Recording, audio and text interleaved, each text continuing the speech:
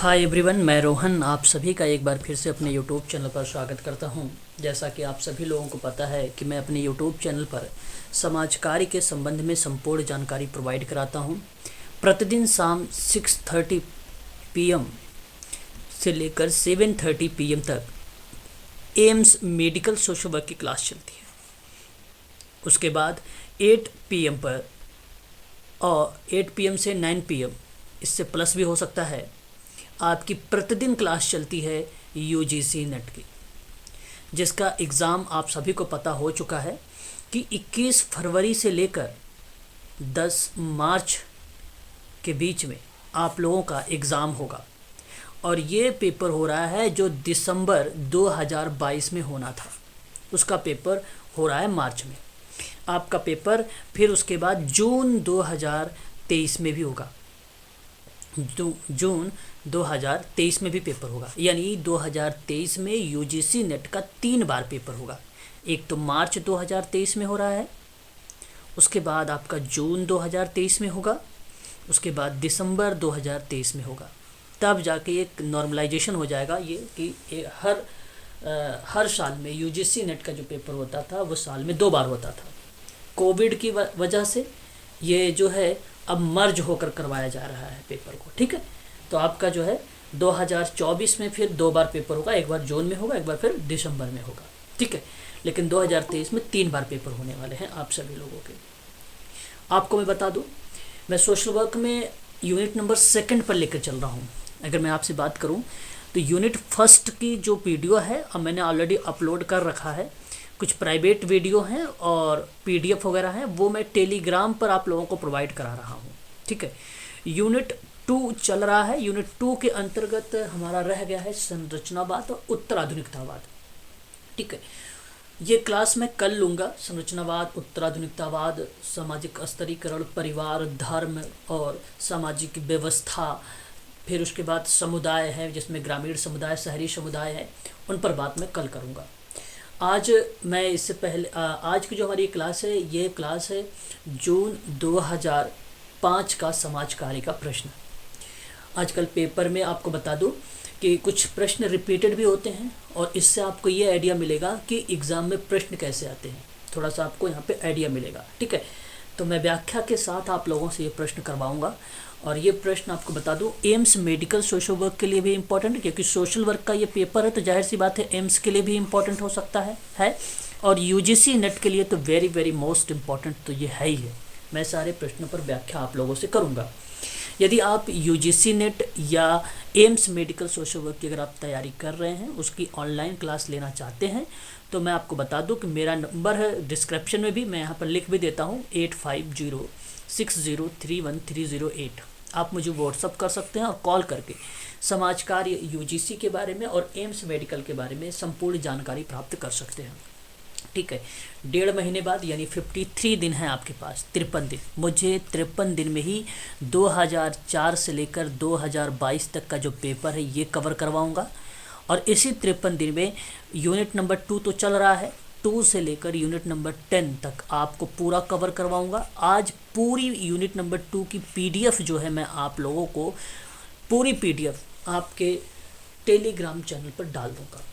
पूरी PDF मैंने आज आप लोगों को जो है 2005 का जो पेपर है ये, इसके साथ साथ मैं यूनिट नंबर 2 का पूरा PDF डाल दूंगा, ठीक है। इसको आप सभी लोग देख लीजिएगा और ज़्यादा से ज़्यादा 2 से 3 दिन लगेंगे मुझे ये कवर कराने में यूनिट नंबर 2 को, ठीक है। फिर संडे आपको आ रहा है, संडे के दिन आपकी 3.5-4 घंटे क्लासेस चलेंगी, एक मैराथन चलेगा, समझ लीजिए। जितने प्रीवियस ईयर का पेपर है मैं एक क्रम से आप लोगों से डिस्कस कर रहा हूँ। 2004 में करवा चुका हूँ, 2005 आज कंप्लीट करवा दूंगा।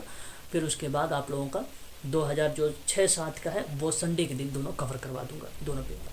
और ये भी नहीं कि मुझे केवल प्रश्न बता के केवल उत्तर बताने हैं, मुझे हर एक प्रश्न पर व्याख्या करना है। मैं हर एक प्रश्न पर व्याख्या भी करूँगा और आपके डाउट भी लूँगा हर एक प्रश्न के प्रति, ठीक है। निश्चिंत रहें, एग्ज़ाम क्रैक करेंगे। इस बार पेपर कोई टफ नहीं आने वाला है, केवल पेपर के पैटर्न को समझने का प्रयास करिएगा। इस बार टफ नहीं आएगा पेपर, इजी पेपर रहेंगे, ठीक है। मैं बताऊंगा कि आपको किस तरीके से हर एक क्वेश्चनों का अटेम्प्ट करना है, कैसे करना है, एक ईजी तरीके से। ट्रिक भी बताऊँगा बीच बीच में, उस ट्रिक को भी फॉलो करिएगा आप सभी लोग, है ना, ध्यान रखिएगा। चलिए शुरुआत करते हैं आज का प्रश्न पहला।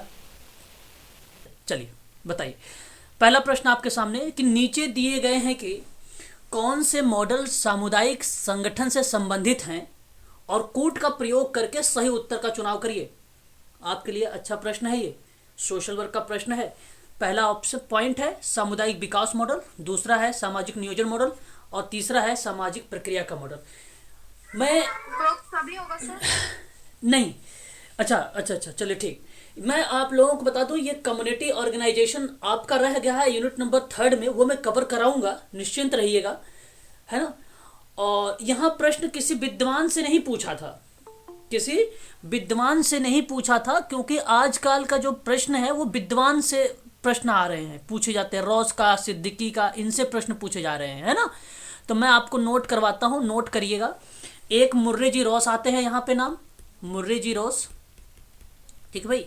और सन 1995 में दिया था इन्होंने सामुदायिक संगठन के मॉडल, 1995 में। पढ़िएगा बहुत अच्छे से क्योंकि समय है आपके पास, और ये प्रश्न आएगा 110% गारंटी है। आप पेपर दे के आइएगा और कहिएगा कि सर नहीं आया। एक आएगा सामान्य 1995 मुर्रे जी रॉस ने सामुदायिक संगठन का मॉडल है ना, ये उसने दिया था। एक नाम पहला था सामान्य रूपरेखा, रंजीत सर ध्यान दीजिएगा, सामान्य रूपरेखा दृष्टिकोण। दूसरा जो था विनिर्दिष्ट रूपरेखा दृष्टिकोण, और जो तीसरा था प्रक्रिया था। ये एक मुर्रे जी रॉस हो गए। अब देखिए यहाँ पे आगे अगर प्रक्रिया जो रूपरेखा है ये मुर्रे जी रॉस से लिया है, यहाँ पे थर्ड में, यहाँ पे थर्ड में क्वेश्चन में। दूसरा नाम लिखिए रॉथमैन, रॉथमैन ने 3 प्रारूप इसने भी दिया था सामुदायिक संगठन के, यानी मॉडल दिए थे। एक था स्थानीय विकास, दूसरा था इनका सामुदायिक नियोजन आप कह लीजिए या सामाजिक नियोजन कह लीजिए, सामुदायिक नियोजन या सामाजिक नियोजन। देखो आपका दूसरा में दूसरा दे रखा है यहाँ पे। और जो तीसरा था इनका सामुदायिक परिवर्तन था, सामुदायिक परिवर्तन था, प्रक्रिया था सर। सामुदायिक परिवर्तन, सामुदायिक प्रक्रिया परिवर्तन बात एक ही है मैम। प्रक्रिया का बेसिकली जो दृष्टिकोण है वो रोथमैन का आता है, और अगर आप सामुदायिक प्रक्रिया का नाम ले रहे हो तो बात एक ही है, प्रक्रिया परिवर्तन यहाँ पे दोनों एक ही है। प्रक्रिया में ही परिवर्तन है, परिवर्तन में प्रक्रिया, ठीक है। और तीसरा आप लिख लीजिए सिद्दीकी 1997 में दिया था। एक इन्होंने दिया था प्रतिवेश विकास का मॉडल, इसे कहीं कहीं पड़ोसी विकास का मॉडल भी बोला जाता है। दूसरा इन्होंने दिया था व्यवस्था परिवर्तन का मॉडल। तीसरा इन्होंने दिया था संरचनात्मक परिवर्तन का मॉडल, संरचना परिवर्तन का मॉडल, ठीक है। तो ये 3 मॉडल इनके थे। और जो समुदाय विकास का मॉडल है ना, जो समुदाय विकास का मॉडल है, यही सामुदायिक परिवर्तन या समुदाय जो प्रक्रिया बोल रहे वही चीज़ है रॉथमैन का। तो रॉथमैन का 2 था इसमें, वो 2, ठीक है। अब देखिए इस प्रश्न में मैंने आपको फैक्ट बताए हैं, और इन तीनों विद्वानों से प्रश्न पूछे जाते हैं। पेपर यूजीसी का उठा के देख लीजिएगा, नहीं पूछे हुआ तो कह देना सर नहीं आता है, इसका आता है, तीनों में से जरूर एक ना एक कोई। सही जवाब आपने दिया था किसी ने, ऑप्शन नंबर डी, यही करेक्ट जवाब हो जाएगा, ठीक है। आगे बढ़िए, नेक्स्ट प्रश्न।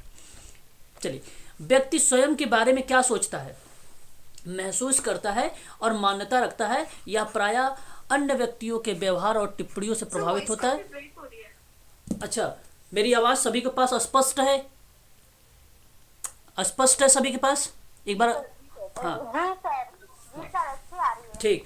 तो व्यक्ति जो स्वयं के बारे में क्या सोचता है भाई, महसूस करता है, मान्यता रखता है, यह प्रायः अन्य व्यक्तियों के व्यवहार पर टिप्पणियों से प्रभावित है। इसको कहते क्या है, इसको क्या बोला जाता है? इसको जब देखो मैं बताऊं, इसको बोलते हैं आत्मधारणा। आप बोल दिया करो आत्मधारणा। हाँ, आप मुझे थोड़ा सा बताने का प्रयास करेंगे तो मुझे पता चलेगा कि आप लोग कितने क्वेश्चन कर रहे हैं, और लास्ट में बताइएगा भाई कितने प्रश्न आए हैं। गलत होगा तो गलत करिएगा, कोई दिक्कत नहीं होगा। यहाँ पे आपका वो चल रहा है, ठीक है, मूल्यांकन। तो आत्मधारणा होगा। आत्मधारणा जानते हैं, स्वयं अवधारणा बेसिकली बताता है आत्म का एक संज्ञानात्मक या वर्णात्मक कंपोनेंट, जबकि आत्म सम्मान जो होता है वो मूल्यांकन और स्वच्छंदन है। तो आत्मधारणा यहाँ पे जो बनेगा आपका स्टेटमेंट, जिसको हम लोग बोलते हैं आत्मसम्मान का रूप देते हैं, वो बेसिकली आत्मधारण होता है। तो ये व्यक्ति स्वयं के बारे में क्या सोचता है, आत्मधारण है। महसूस करता है, आत्मधारण है। मान्यता रखता है, आत्मधारण है। स्वच्छंदन है तो आत्मधारण है, और मूल्यांकन है तो आत्मधारण है। Option number D. विवृद्धि क्या होती है, विवृद्धि बेसिकली उन्नति को बताता है, समृद्धि को बताता है, सिंपल सी बात है, ग्रोथ को बताता है। बेसिकली यहाँ पे इससे कोई चीज नहीं रिलेट हो रहा है, ये स्वयं का मूल्यांकन नहीं होता कि विवृद्धि हो रहा है, गलत जवाब। परिपक्वन मतलब होता है मैच्योरिटी। मैच्योरिटी क्या होती है, पूर्णता कुशल होना, जैसे अपने कार्यों में परिपक्व होना, मैच्योर होना परिपक्वन कहलाता है। ऐसा कोई क्वेश्चन नंबर 2 नहीं बता रहा है जो परिपक्वन शब्द को रिलेट करे। क्वेश्चन ऑप्शन नंबर ए, प्रत्यक्षण। प्रत्यक्षण बेसिकली परसेप्शन को रिप्रेजेंट करता है। ये बताता है अपने वातावरण के बारे में, कि इंद्रियों द्वारा मिली जानकारी को संगठित करके उससे ज्ञान और अपनी स्थिति के बारे में जागरूक प्राप्त करने की प्रक्रिया को जो अवगम करवाता है, जो रिप्रेजेंट करवाता है, प्रस्तुत करवाता है, वो परसेप्शन है, वही प्रत्यक्षण है। उसी को प्रत्यक्षण कहते हैं। तो अपनी स्थिति के बारे में जागरूकता प्राप्त करने की प्रक्रिया को क्या बोलेंगे, प्रत्यक्षण बोलेंगे। अब ऐसा कुछ नहीं कह रहा था यहाँ पे, जागरूक के बारे में नहीं था, स्वयं के बारे में जानने की बात था, महसूस करने के बारे में था, मान्यता प्राप्त करने के बारे में था। इसलिए ऑप्शन नंबर डी करेक्ट होगा, आप ध्यान रखिएगा। तो ये रक्षा युक्तियाँ से ऐसे रिलेट होता है, कुछ ऐसे ट्रेडिशनल शब्द है सोशल वर्क में जो पूछ लिए जाते हैं, एक आध प्रश्न तो आते ही जाते हैं। क्वेश्चन नंबर 3 आपके सामने है, कह रहा है एक तरफ कॉन्सेप्ट, दूसरी तरफ लेखक। और मैं आज ही आप लोगों को ट्रांजैक्शनल विश्लेषण बताया है, व्यवहार विश्लेषण के बारे में आपको बता ही चुका हूँ, मनोविश्लेषण बता चुका हूँ, आवश्यकता का जो क्रमिकता है ये भी बता चुका हूँ। ऐसा इसमें कोई है नहीं जो बताओ। ऑप्शन बताइए, जल्दी बताइए। Option B sir, B option. B, okay. तो तीव्र गति से आप लोग बता दिया करें, समय जैसे कम लेंगे तो बहुत अच्छी बात रहेगी। चलिए बहुत बढ़िया, यहाँ पे लगभग बी की तरफ जो है जवाब आ रहा है आप लोगों का। चलिए फिर देखते हैं, अब फैक्ट लिखने का प्रयास करिएगा, इंपॉर्टेंट चीज़ें हैं क्योंकि एग्जाम में ऐसे प्रश्न देखने को मिलते हैं। आवश्यकता का पदानुक्रम की अगर हम लोग बात करें तो अब्राहम मैस्लो का आता है, और आप जानते हैं मानवतावादी मनोविज्ञान के जनक हैं ये। मोटिवेशन पर्सनालिटी एक किताब थी, पता होगा, मोटिवेशन एंड पर्सनालिटी। इन्होंने 5 ऐसे पिरामिड दिए थे, आज ही मैंने आपको बताया है। इसी पिरामिड को 3 भागों में डिवाइड कर दिया था, उसका नाम था क्या, अल्फ्रेड, ठीक है, एडलर। तो वहां पे ईआरजी के रूप में हमने देखा भी। तो यहाँ पे अगर हम बात करें तो एक नाम आता है दैहिक, एक नाम आपका आता है सुरक्षा, एक नाम आता है प्रेम या स्नेह, एक नाम आपका आता है सम्मान, एक नाम आता है आत्मसिद्धि। ये 5 नाम आता है, मैंने हालांकि ऊपर से ले लिया। यहाँ पे अगर आप इसको नीचे करें, दैहिक नीचे होता है, फिर नीचे सुरक्षा होता है, फिर प्रेम 3rd में आ जाएगा, आत्मसम्मान 4थे में आ जाएगा, आत्मसिद्धि 5वें में पा जाता है। ये होता है, अब्राहम मैस्लो का है। ट्रांसएक्शनल विश्लेषण की अगर हम बात करें तो आपको मालूम होना चाहिए, एरिक बर्न का नाम है। 1960 भी कहीं देखने को मिलता है, तो कहीं 1970 भी देखने को मिल जाता है। 1954 में अगर हम बात करें तो इनका नाम मिल जाता है, ठीक है। और व्यवहार परिष्करण मतलब basically Ivan Pavlov Patrick, very very most important. अब बीएफ स्किनर तो है नहीं, अगर होते तो बीएफ स्किनर बेसिकली जनक के रूप में जाना जाता है। अगर कोई विद्वान तो बीएफ स्किनर ही जाना जाता है। व्यवहार विश्लेषण में इवान पैट्रिक पावलोव का भी नाम आता है, बीएफ स्किनर का नाम भी आता है, थॉर्नडाइक का भी नाम आता है। 3 विद्वान के नाम आते हैं। अब 3 में से जो सबसे फेमस रहा है वो बीएफ स्किनर रहा है, ठीक है। और जनक के रूप में अगर हम जानते हैं व्यवहार को लेकर तो जेबी वॉटसन का नाम आता है। जेबी वॉटसन ने खरगोश पर किया था, अल्बर्ट एक बच्चा था, उसी का बच्चा था, 11 महीने का था, खरगोश की जो है डरावनी आवाज़ निकाल कर करवाया था उस पर एक्सपेरिमेंट, खरगोश पर, जेबी वॉटसन ने। और जो मनोविश्लेषण है, आप इनसे तो बड़े अच्छे से रूबरू हुए होंगे, सिगमंड फ्रायड का ही है। एचबी ट्रेकर का नाम तो आपने सुना ही होगा। सामाजिक समूह कार्य में इन्होंने दिया है प्रिंसिपल, यानी सिद्धांत दिए हैं। कुल टोटल 10 सिद्धांत हैं, ये आप जानते हैं एचबी ट्रेकर पे। एचबी ट्रेकर ने एक और बात कही है, समूह के जो सदस्य हैं उसमें सेवार्थी की भूमिका जो है निभाता है कोई, अगर समूह के जो व्यक्ति बस सदस्य हैं वो सेवार्थी की भूमिका अगर निभाते हैं, वो सेवार्थी के रूप में होते हैं, तो वो कहा है एचबी ट्रेकर ने, ये बात उन्होंने बोला है, ठीक है, कि सेवार्थी हैं समूह के सदस्य के लोग। और सिद्धांत भी इन्होंने दिया था, 1948 में दिया था, 1948 में। तो ये सारी चीज़ें हैं, आप लोग इसको ध्यान रखिएगा, काफ़ी इंपॉर्टेंट है। ऑप्शन नंबर अगर आपने बी बताया है तो बहुत अच्छी बात बताया है, ऑप्शन बी सही है। क्वेश्चन नंबर नेक्स्ट लेंगे, सारे प्रश्न करेंगे और अच्छे से करेंगे भाई, सारे प्रश्न करेंगे, चाहे वो 10 बज जाए या 11 बज जाए। सामाजिक समूह कार्य का मुख्य उद्देश्य क्या हो सकता है, बताइए जरा। क्वेश्चन नंबर 4, जल्दी जवाब दीजिएगा। सर उपयुक्त सभी। अरे ये भी तो ध्यान रखिएगा कि कौन सा जा रहा है सही, ऐसा भी नहीं कि बस तुक्का मार देना है। अगर आपने पढ़ लिया उपर्युक्त सर सभी बोला है, उपर्युक्त सभी हाँ बोला है तो सर। बहुत अच्छी बात है। देखिए, अनुभव के साथ विकास का अवसर प्रदान करता है, बाकी सब है। ये बात सही है। सामाजिक संबंधों को बढ़ावा देता है, ये भी सही कह रहे हैं। नागरिकता के लिए प्रशिक्षण भी होता है, ये भी सही है, बिल्कुल सही जवाब ऑप्शन नंबर डी। मैं आपको बता दूं, ऐसे प्रश्न को हम कभी कभी अप्लाइड के रूप में भी देख लेते हैं, तो ऐसे ही प्रश्न मिलते हैं। तो सर सर एक क्वेश्चन, मैं ना इस टाइप के क्वेश्चन में बहुत कंफ्यूज होती हूँ। मतलब अभी मैं क्या सोच रही थी कि ए होना चाहिए, तो अच्छा, ये कंफ्यूजन प्लीज थोड़ा मुझे मेरी हेल्प कीजिए सर, कंफ्यूज बहुत होती हूँ मैं। अच्छा आदित्य शुक्ला कंफ्यूज होती हैं। जी सर। कोई बात नहीं, अब देखो आदित्य शुक्ला, मैं आपको बताऊं, सिंपल सी बात है। सोचो एक बार, प्राथमिकता में अब प्राथमिकता क्यों देना है यहाँ पे शुक्ला जी, आप सोचो। अनुभव और विकास का अवसर प्रोवाइड करेंगे, ये सामाजिक समूह कार्य का ही उद्देश्य होगा। ये तो 110% सही। आप जानते हो कि भाई देखो, अवसर जहाँ पे मिले, जहाँ अवसर मिले वो 110% सही रहेगा। इस चीज़ को आप प्राथमिकता दीजिएगा। दूसरी बात अगर हम करें तो सामाजिक संबंधों को बढ़ावा देता है। भाई सामाजिक समूह में क्या होगा, जब लोग आएंगे तो जाहिर सी बात है एक दूसरे के बारे में जानने का प्रयास हो रहा है, सामाजिक संबंधों का एक जाल बन रहा है, तो जाहिर सी बात है सामाजिक संबंधों को बढ़ावा मिलेगा ग्रुप में। तो ये तो सिंपल सी बात है, ये मुख्य उद्देश्य के रूप में आएगा। नागरिकता के लिए प्रशिक्षण, अब अगर हम नागरिकों को भी शिक्षण प्रशिक्षण की भी प्रक्रिया कर सकते हैं, जागरूकता। अच्छा, अगर नागरिकता के लिए जागरूकता होता तो वो भी सही था, प्रशिक्षण है तो वो भी सही है। प्रशिक्षण का मतलब ट्रेनिंग। अच्छा, शिक्षण भी सही होगा, ऐसा नहीं कि शिक्षण सही नहीं होगा, शिक्षण भी सही होगा, प्रशिक्षण भी सही होगा। तो जब प्रश्न में उपर्युक्त सभी दे रहा है कि भाई या सामाजिक संबंधों को बढ़ावा देना चाहिए, ये बात आप कह रहे हो, अवसर भी देना चाह रहा हो, तो ये भी कह रहे हो। अगर आप सी नहीं आ रहा तो आप सीधा से समझ लीजिए, जब दो आपको 110% श्योर हैं तो सी को भी मान लीजिए और ऑप्शन नंबर डी को चुनाव कर लीजिए। समझने वाली बात है, सामाजिक समूह कार्य का मुख्य उद्देश्य यही हो सकता है कि व्यक्तियों की आवश्यकताओं का विकास का अवसर दिया जाए, व्यक्तियों को प्रेरित किया जाए, समूह को सहायता दी जाए, जनतांत्रिक आदर्शों के प्रति समर्पित हो और उसके अनुरूप काम किया जाए, सदस्यों का समाजीकरण किया जाए, सदस्यों का महत्व को प्रदान किया जाए, सामंजस्य को बनाए रखा जाए। यही तो है सामाजिक समूह कार्य का उद्देश्य। इसमें बताने वाली कोई चीज, सामाजिक समूह का उद्देश्य कॉमन था, उपर्युक्त तो सभी के सभी सही है। और ये प्रश्न मैं आपको बता दूं, एम्स मेडिकल वाले बच्चे के लिए बहुत इंपॉर्टेंट है, ध्यान रखेंगे इसको, IMP कर लेंगे एम्स वाले, है ना, ये बहुत इंपॉर्टेंट उनके लिए है। ठीक, आगे बढ़ेंगे, क्वेश्चन नंबर 5 लगे। समझ में आया शुक्ला मैम? जी सर। आगे बढ़िए। राष्ट्रीय महिला आयोग किस वर्ष स्थापित हुआ है? 1990। 1990। 1990 होगा। 1990, अरे वाह, वेरी गुड, क्या बात है, बहुत तेज चल रहे हैं, बहुत बढ़िया, शाबाश। तो आप ध्यान रखिएगा, जो यहाँ पे राष्ट्रीय महिला आयोग की बात हुई है, भारतीय संसद के द्वारा, जानते हो, भारतीय संसद, भारतीय संसद ने 1990 में पारित किया था, ये बात आपको अच्छे से मालूम है। और 10 जनवरी, कब, 10 जनवरी 1992 में ये गठित हुआ था, किस रूप में, संवैधिक संविधिक संविधिक रूप में, संविधिक निकाय के रूप में, निकाय के रूप में। प्रथम जो अध्यक्ष बनी थी, प्रश्न बन सकता है प्रथम अध्यक्ष से, जयंती पटनायक, जयंती पटनायक, पटनायक होंगी। 90 है वो, जी, जानकी है, जानकी पटनायक। तो मैं क्या बोल रहा था? जयंती सर, आए, सर आप जयंती बोल रहे हैं। जयंती बोला है अरे सर। भाई इतना तो समझ लीजिए, आप सभी लोग इतना तो तेज है ही हैं।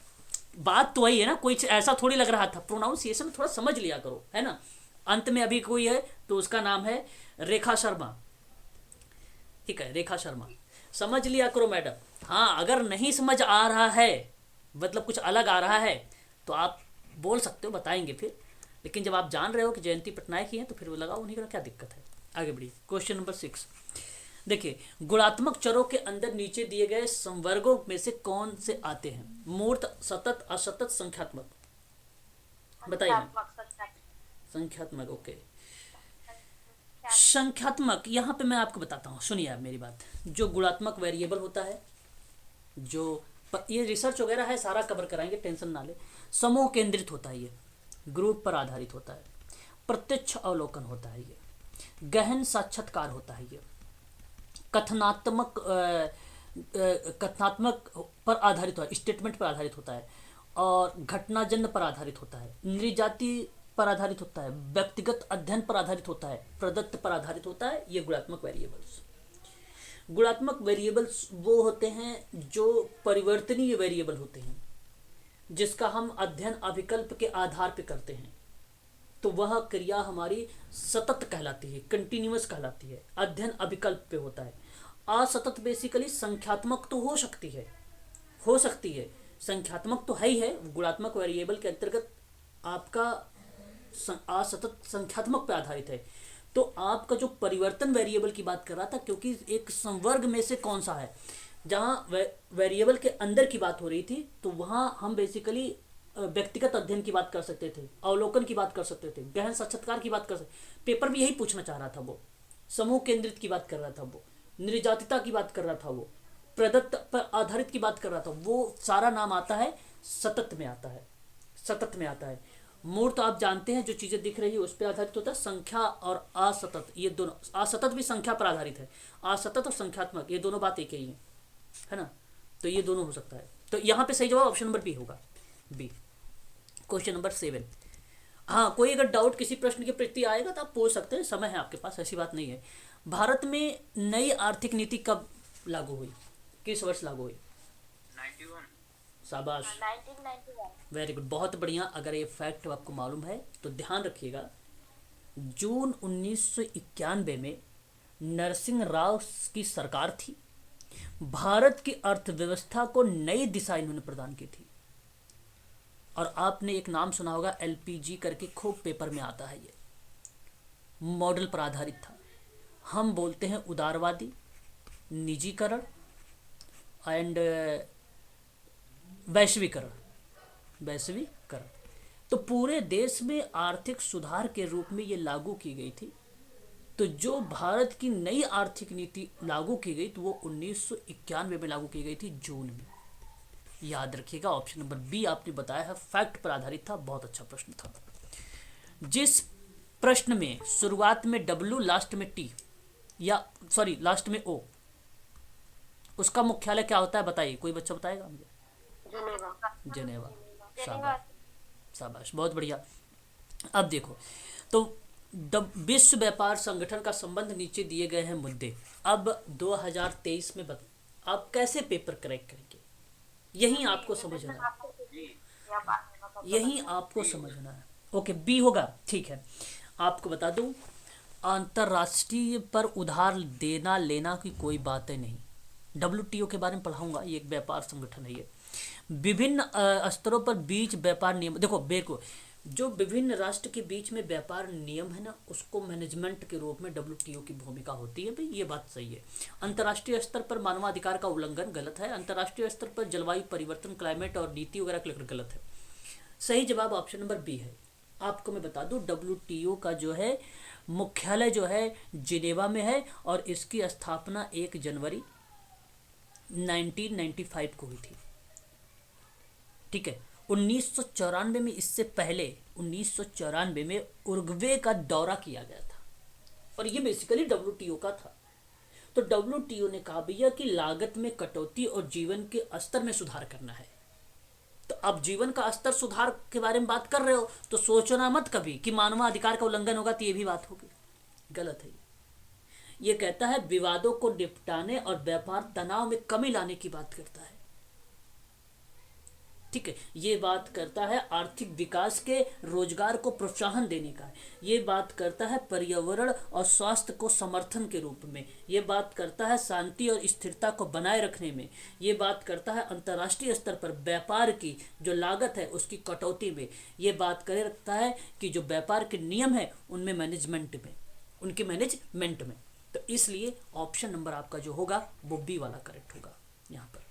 तो बस अब ये किन मुद्दों पर संबंधित था, किस पे आधारित है WTO, बस भैया हो गया, सिंपल सी बात है। WTO के बारे में जानिए, 2-4 शब्द, हो गया, कर लेंगे आसानी से। एलिमेंट भी करना सीख जाइए, यहीं पर प्रश्न को एलिमेंट कैसे करेंगे, ऑप्शनों को करना सीख जाएंगे तो और भी आसानी से जा सकते हैं प्रश्न तक। काफ़ी इंपॉर्टेंट अच्छा प्रश्न है, एम्स प्लस UGC के लिए, दोनों के लिए इंपॉर्टेंट है ये। UGC में सुमलित में मिलेगा ये प्रश्न, एम्स में फैक्ट के रूप में ऐसे ही आ जाएगा प्रश्न। बताइए। Indian journal of social work का प्रकाशन द्वारा किया होता है। टाटा इंस्टीट्यूट ऑफ क्या बात है, बहुत बढ़िया, जानते होंगे ये basically Indian general social work है। जनवरी, अप्रैल, जुलाई, अक्टूबर में 4 बार निकलता है ये। कब कब? जनवरी में, अप्रैल में, जुलाई में और अक्टूबर में। ठीक है, ये जनरल प्रकाशित होती है। सही जवाब ऑप्शन नंबर आप ये देखने को मिल सकता है क्वेश्चन में। ठीक है, याद रखिएगा आप सभी लोग। अच्छा प्रश्न था। बाल अधिकार समझौता भारत ने कब अभिपुष्टि किया है? बहुत अच्छा प्रश्न, क्वेश्चन नंबर 10।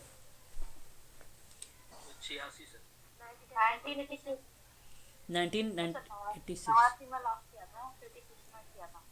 जी। में स्टार्ट किया था सर, और अच्छा, लास्ट में बनकर देखो 20 नवंबर 89 में हुआ। मैं बताता हूँ, देखिए ये जो है पारित हुआ है। पारित अगर हम बात करें तो आपको पता होना चाहिए, इम्पोर्टेंट सवाल है आप लोगों के लिए। 20 नवंबर 1989 को यूएस की आम सभा में। लेकिन प्रश्न है बाल अधिकार समझौता पर भारत ने कब अभिपुष्टि की है? तो 1992 में। कब? ध्यान रखिएगा। 1992 में हाँ, बाल अधिकार समझौता को भारत ने 1992 में अभिपुष्टि किया है। 11 दिसंबर 1992 को इसी समझौते को अंगीकृत किया गया था। समझ में आया मैम? बताइए। जी सर। तो पता चले कि वो 1986 ला के चलाया तो गलत हो जाएगा। ऑप्शन सही बी। सर कोश- अभिपुष्टि और अंगीकृत एक ही होगा क्या? अभिपुष्टि अंगीकृत, अंगीकृत नहीं नहीं नहीं, अभिपुष्टि का मतलब होता है हाँ हाँ हाँ, सही सही, अंगीकृत, बिल्कुल बिल्कुल।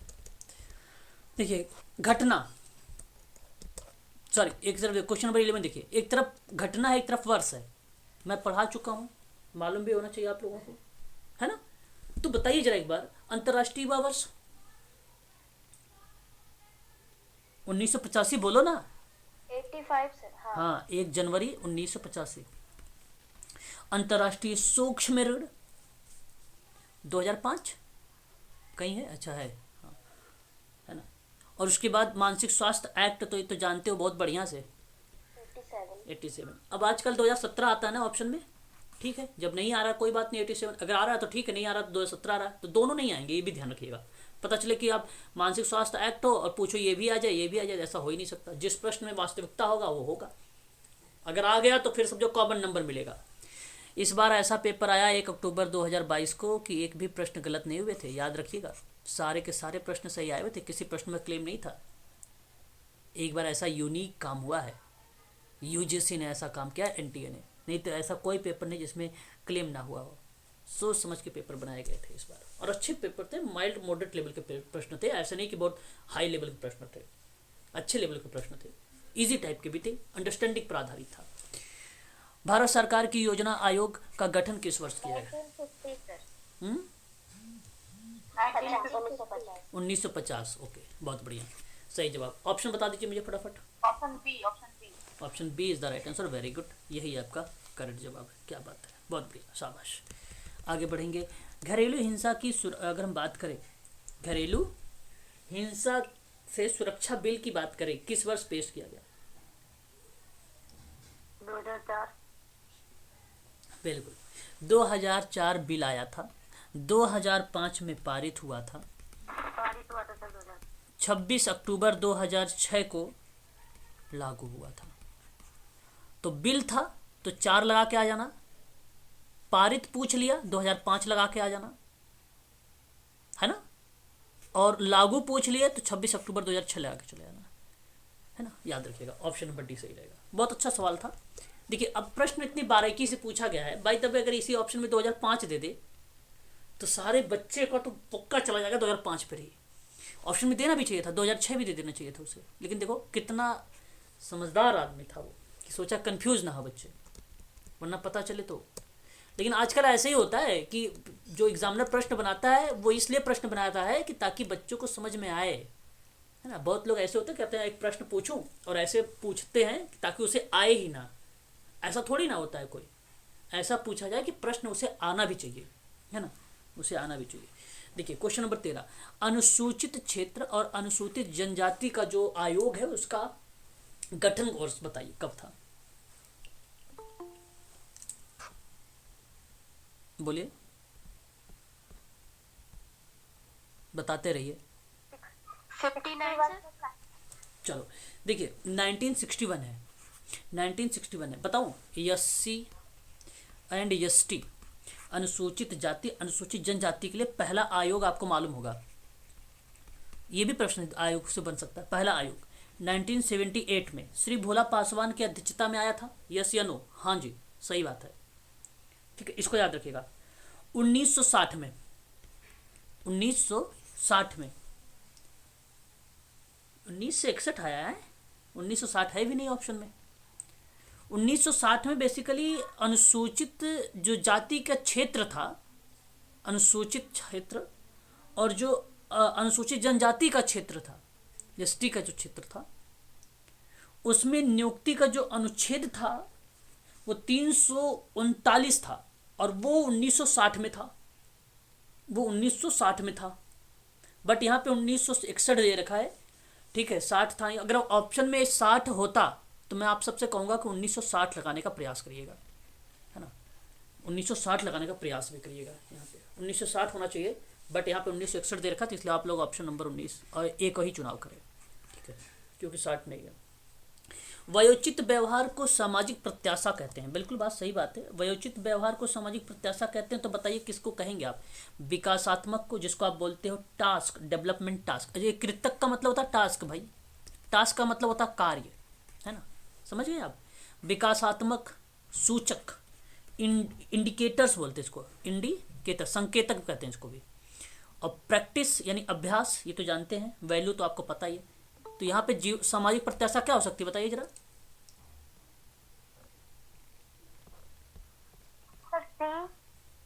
सी नहीं, वैल्यू आपकी मैम ना, जो वयोचित व्यवहार की सामाजिक प्रत्याशा को कहते हैं उसको वैल्यू कहते हैं। हाँ, डी कहेंगे, सी नहीं कहेंगे।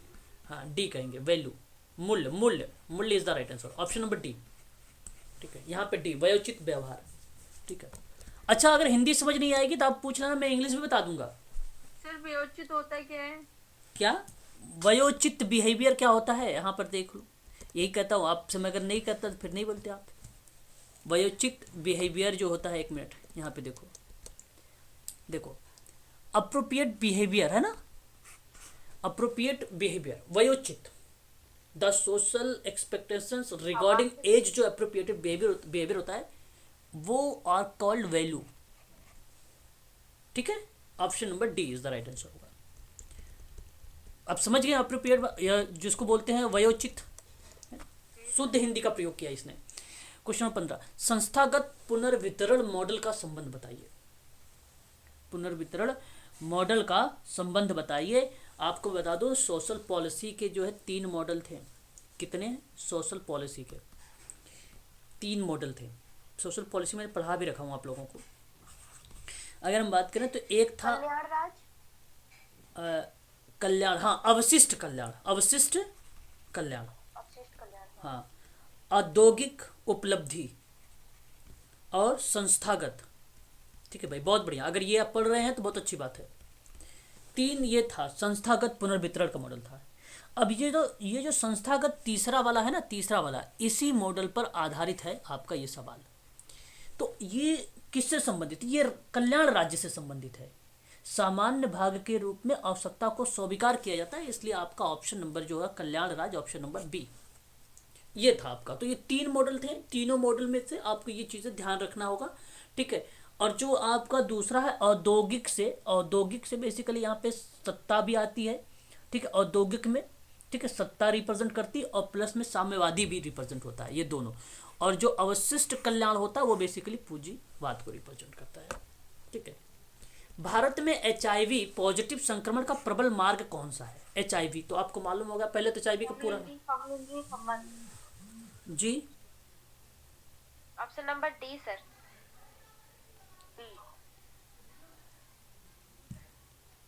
एक मिनट थोड़ा सा, अच्छा, चलो रक्त संचरण। ओके, यहाँ पे क्वेश्चन नंबर 16 का आपने जो मुझे जवाब दिया है, रक्त संचरण का जवाब दिया है, वेरी गुड। यहाँ पर ऑप्शन नंबर आपका जो होगा, बहुत बढ़िया जवाब दिया है, प्रबल मार्ग, है ना, वेरी गुड, बहुत बढ़िया, शाबाश। Option number B. प्रबल मार्ग मतलब क्या है? प्रबल मार्ग मतलब सबसे ज्यादा, मतलब क्या आपको लग सकता है कि HIV पॉजिटिव देखने को मिल सकती है? सबसे, इसमें सारे ऑप्शनों में सबसे बेटर ऑप्शन कौन हो सकता है? रक्त संचरण। ऑप्शन नंबर आपका B is the right answer, B. Strong way. हाँ, आप कह सकते हो स्ट्रॉन्ग वे, बी। सामाजिक सुरक्षा का प्रथम कानून भारत में किस निम्नलिखित मुद्दों से संबंधित था? बहुत अच्छा सवाल आपके सामने है भाई, बताइए जरा।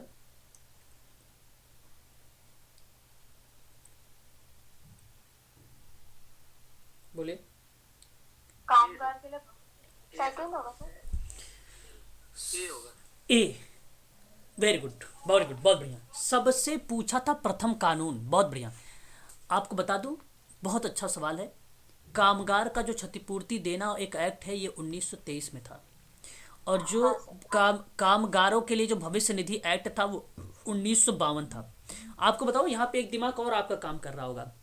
सोच रहे होंगे कर्मचारी राज्य बीमा एक्ट तो नहीं है भाई राज्य बीमा एक्ट जो है ना, वो बेसिकली 1948 का है, ठीक है, याद रखिएगा, क्योंकि ये भी प्रश्न में आता है। यूजीसी का फेमस प्रश्न है, याद रखिएगा, ये प्रश्न इंपॉर्टेंट है, डबल स्टार लगाता हूँ, ध्यान रखिएगा, ठीक है। तो ये बेसिकली जो है कर्मचारी राज्य बीमा वाला जो है, राज्य बीमा वाला एक्ट है, ये 1948 आता है। और मातृत्व लाभ एक्ट जो है 1961 आता है। जीवन बीमा संयुक्त निक्षेपण एक एक्ट है, जिसको हम लोग बोलते हैं EDIL,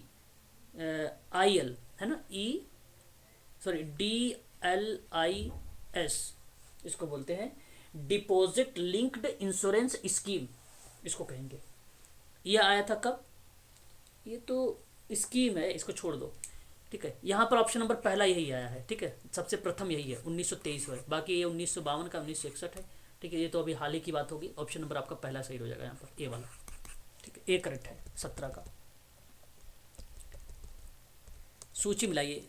एक प्रश्न देखो दिवस से आता है हर बार, एक प्रश्न जो है दिवस से आप लोगों से हर बार पूछा जाता है। महिला दिवस है, युवा दिवस है, और शिक्षक दिवस है, और एड्स दिवस भी है। मैंने देखो आपको बताया भी था कि एड्स दिवस होगा सर जी, सी ऑप्शन होगा। ओके। चलिए महिला दिवस की बात कर लेते हैं। तब पहले महिला दिवस 8 मार्च। और युवा दिवस की अगर हम लोग बात करें तो 12 जनवरी को, ठीक है, 12 जनवरी। शिक्षक दिवस 5 सितंबर, ओके। और एड्स दिवस 1 अक्टूबर, हाँ 10 अक्टूबर, दिसंबर को एक, अच्छा दिसंबर, सॉरी मैंने अक्टूबर लिख दिया। सर वो एक एक्स्ट्रा ऑप्शन दिसंबर होएगा ना, 1 दिसंबर। 1 दिसंबर तो लिखा मैंने मैम, देखिए पहली दिसंबर। जी सर, पहली दिसंबर थर्ड ऑप्शन है ना। अब मुझे बताइए 10 अक्टूबर को क्या मनाते हैं? 10 अक्टूबर को बताइए, 10 अक्टूबर को विश्व मानसिक, आज ही तो बताया था एम्स वाले बच्चों को, विश्व मानसिक स्वास्थ्य दिवस। हाँ ठीक है, यही 10 अक्टूबर को होता है। चलिए, अवधारणा और समवृत्ति बेसिकली फेनामेनन एक नहीं है, इसे स्वीकार ना कर पाने को क्या कहा जाएगा? मतलब फेनामेनन के बारे में समझ लीजिए। फेनामेनन बताऊं क्या है? वो घटना है एक, क्या वो घटना है। तो जहां अवधारणा समवृत्ति घटनाएं एक नहीं हो सकती, तो ऐसे में स्वीकार ना कर पाने को हम क्या बोलेंगे भाई? वो स्वीकार नहीं हो रहा, एक्सेप्ट नहीं हो रहा है, परिसीमन होता है, उसको हम लोग क्या बोलते हैं? परिसीमन बोलते हैं। देखो, परिस्थिति जो भ्रमक होती है, मतलब जिसे परिस्थितिकी आक्रमण दोष कहते हैं, भ्रमक को। महामारी बीमारी में जब एक व्यक्ति के बारे में अनुमान लगाया जाता है, तो वह परिस्थितिकी भ्रमकता के रूप में आती है। यह आपका बनता है परिस्थिति भ्रमकता, अनुमान की स्थिति पे। और मूर्त भ्रमकता क्या होता है? जब एक अमूर्त के रूप में व्यवहार किया जाता है, अमूर्त के रूप में, जैसे कि यह एक ठोस वास्तविक घटना है, इसकी भौतिक इकाई है। जहां कंडीशन बनती है, अगर मैं बात करूं भारत की एक सीमा आयोग, विधायी निकाय के रूप में, है ना। तो वैसी कंडीशन मूर्त भ्रमकता की बनती है। मूर्त भ्रमकता का मतलब होगा कि जो चीज़ें आप देख रहे हो उस कंडीशन में भी आपको वो चीज़ें भ्रमक हैं, वो चीज़ें आप सही तरीके से स्पष्ट नहीं कर पा रहे हैं, भ्रमक हैं, तो वो आपकी बनती है मूर्त भ्रमकता। लेकिन यहाँ पे किसी किसी एक की बात मैं कर रहा हूँ, किसी एक ठोस वास्तविक घटना की बात कर रहा हूँ। वास्तविक घटना मूर्त में आती है। और जो परिसीमन होता है ये बेसिकली घटना पृष्ठ अवधारणा प्लस समृद्धि, इनको स्वीकार ही नहीं कर पाती, यहाँ पे भी भ्रमकता बन पा रही है, वो चीज़ें बनती है। और जो अधिष्ठापन बनता है वो बेसिकली प्रवर्तन होता है, मतलब प्रेरणा होता है, आगमन होता है। मैं आप लोगों को इसकी इंग्लिश भी दिखा देना चाहता हूँ, एक बार इंग्लिश भी देख लो ताकि जो आपके मन में चीज़ें बन रही होंगी ताकि आप उसे कवर कर ले वहाँ पर, है ना। फेनोनम मैंने आपको बताया था, फेनामेनन शब्द यहाँ पर, ठीक है। और ये भी बोला साफ शब्दों में कह रहा है कि recognize that the concept is not phenomenon itself is called, है ना। तो ये परिस्थिति की भ्रमकता है, ये इसको हम लोग बोलते हैं इकोलॉजिकल जो है फैलेसी बोलते हैं। ये पूछा भी आता है, पेपर में आता है, ठीक है। तो वो कंडीशन जो बनती है जहाँ आक्रामक दोष होता है उसको बोलते हैं। लेकिन जब आप फेनोमेनन को एक्सेप्ट नहीं कर रहे हो इटसेल्फ के रूप में, मतलब स्वयं को स्वीकार ना करके, मतलब इसे स्वीकार ना कर पाने को कहते हैं, परिसीमन बनता है वो, ठीक है, डिलिमिनेशन बनता है वो, आपका बी ऑप्शन बनता है, यहाँ पर बी वाला करेक्ट रहेगा, ठीक है, याद रखिएगा ये चीज। क्वेश्चन नंबर आगे, सामाजिक सुरक्षा कानून। सामाजिक सुरक्षा कानून अच्छा, आपको मालूम होगा सामाजिक सुरक्षा कानून जब आप सोचते हैं सीधा सीधा अमेरिका के बारे में तो 1935 आता होगा आपके दिमाग में। और भारत में किस व्यक्ति ने रिपोर्ट पर आधारित थी, भारत के किस व्यक्ति की रिपोर्ट पर आधारित थी पता है? लॉर्ड विलियम बेब्रिज का नाम क्या? लॉर्ड विलियम बेब्रिज की अगर हम जब बात करते हैं 1942, है ना, उस समय अगर हम बात करें तो सामाजिक सुरक्षा के कानून के रूप में आता है। सामाजिक सुरक्षा कानून में अगर हम बात करें 1935 भी आती है, हालांकि social insurance and allied services है ना। आपको इसी के अंतर्गत आपने सामाजिक सुरक्षा कानून में अगर हम बात करें तो बेवराई का नाम उसका बेरोजगारी, उद्योग और समस्या की भी बात होती है। समाजवाद के तहत एक योजना आई थी 1936 में, समाजवाद, और ये भी 1942 के तहत ही लॉर्ड बेब्रिज की ही थी, 1936 में, 1936 में। और डिफेंस ऑफ फ्री लर्निंग की बात अगर हम करते हैं तब भी डिफेंस ऑफ फ्री लर्निंग की बात तब भी लॉर्ड विलियम बेब्रिज रिपोर्ट के ही अकॉर्डिंगली 1959 में ये चीज़ें प्रदर्शित हुई थी, ठीक है। तो मैं आपसे कहूँगा कि यहाँ पे जो सही जवाब होगा आपका लॉर्ड बेब्रिज का रिपोर्ट होगा, जो सामाजिक सुरक्षा के लिए भारत में लॉर्ड बेब्रिज ने रिपोर्ट पर आधारित थी। लॉर्ड बेब्रिज की जो रिपोर्ट थी उसी पर आधारित थी ये, ठीक है, भारत में। साधारणता समाज कल्याण के अंतर्गत आता है राहत कार्य, उपचारात्मक सेवाएं, पुनर्वास सेवाएं, उपयुक्त सभी सेवाएं। क्वेश्चन नंबर 21, बोलो, हो कि चले गए सभी, थक गए? सभी सेवाएं हो जाएंगी, बिल्कुल सही जवाब।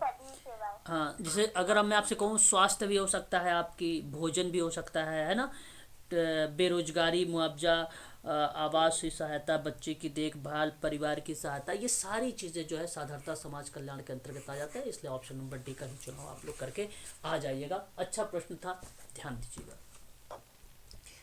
प्रश्न करेंगे नेक्स्ट, समाज मिति के बारे में मैंने पढ़ा रखा है। समाज मिति के बारे में जेएल मोरोनो के बारे में मैंने आपको बताया है, जेएल मोरोनो के द्वारा ये दिया गया है।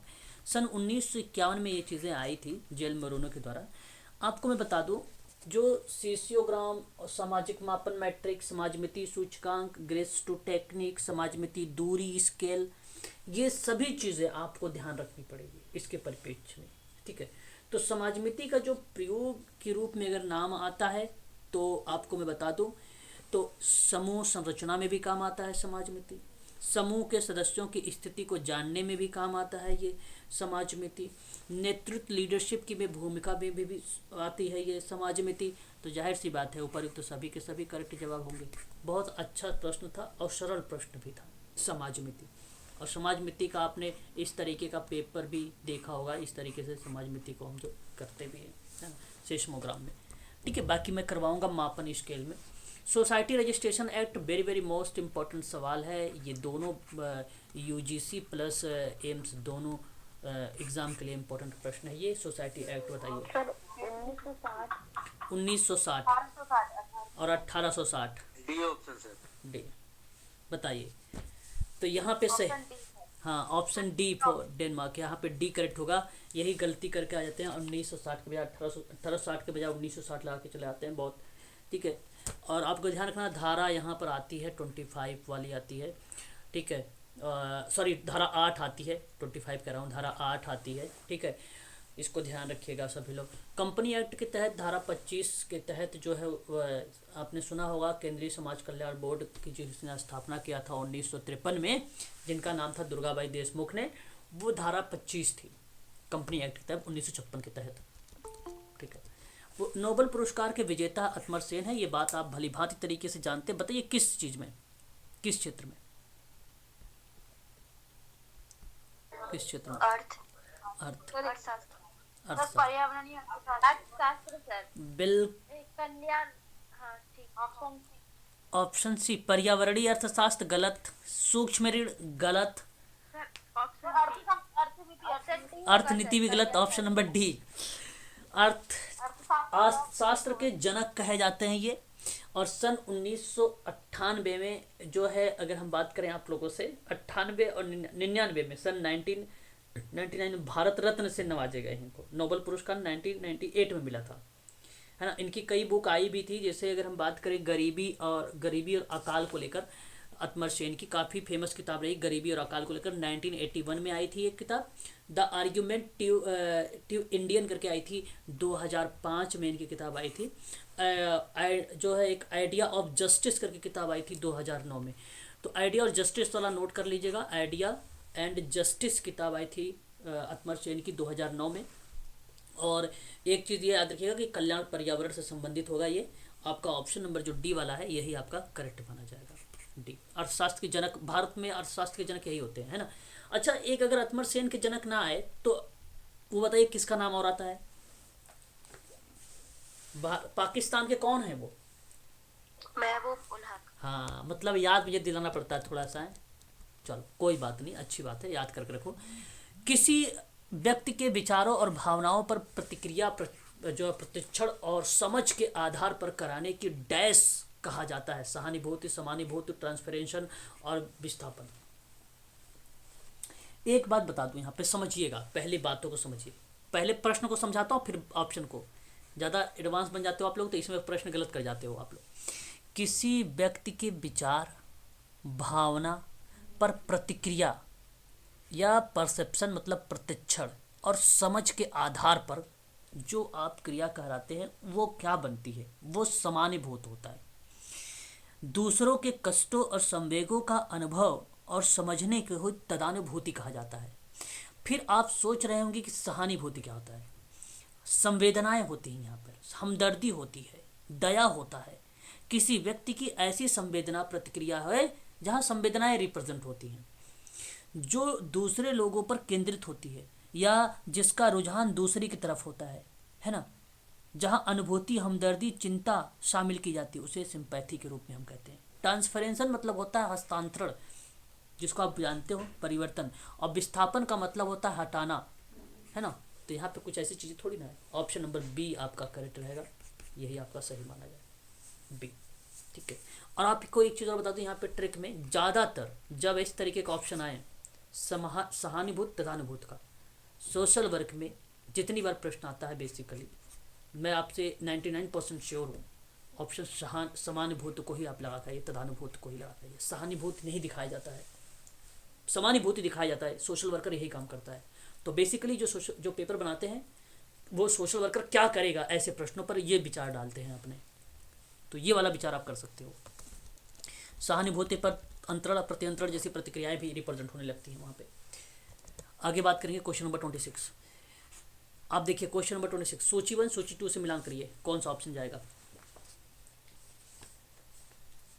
Specs H and Kramer R M. पता है ये ना विद्वान हैं, ये सब विद्वान हैं, है ना।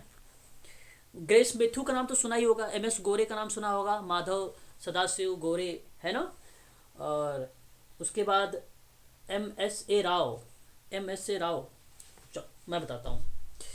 ये जो स्पेक्ट एंड एच एंड क्रेमर का नाम आता है ना, आप जो देखते हैं वो समुदाय की, जब मैं पढ़ाऊँगा आपको यूनिट नंबर 2 में, इनकी परिभाषा को लेकर आऊँगा, दिखाऊँगा आपको समुदाय कार्य।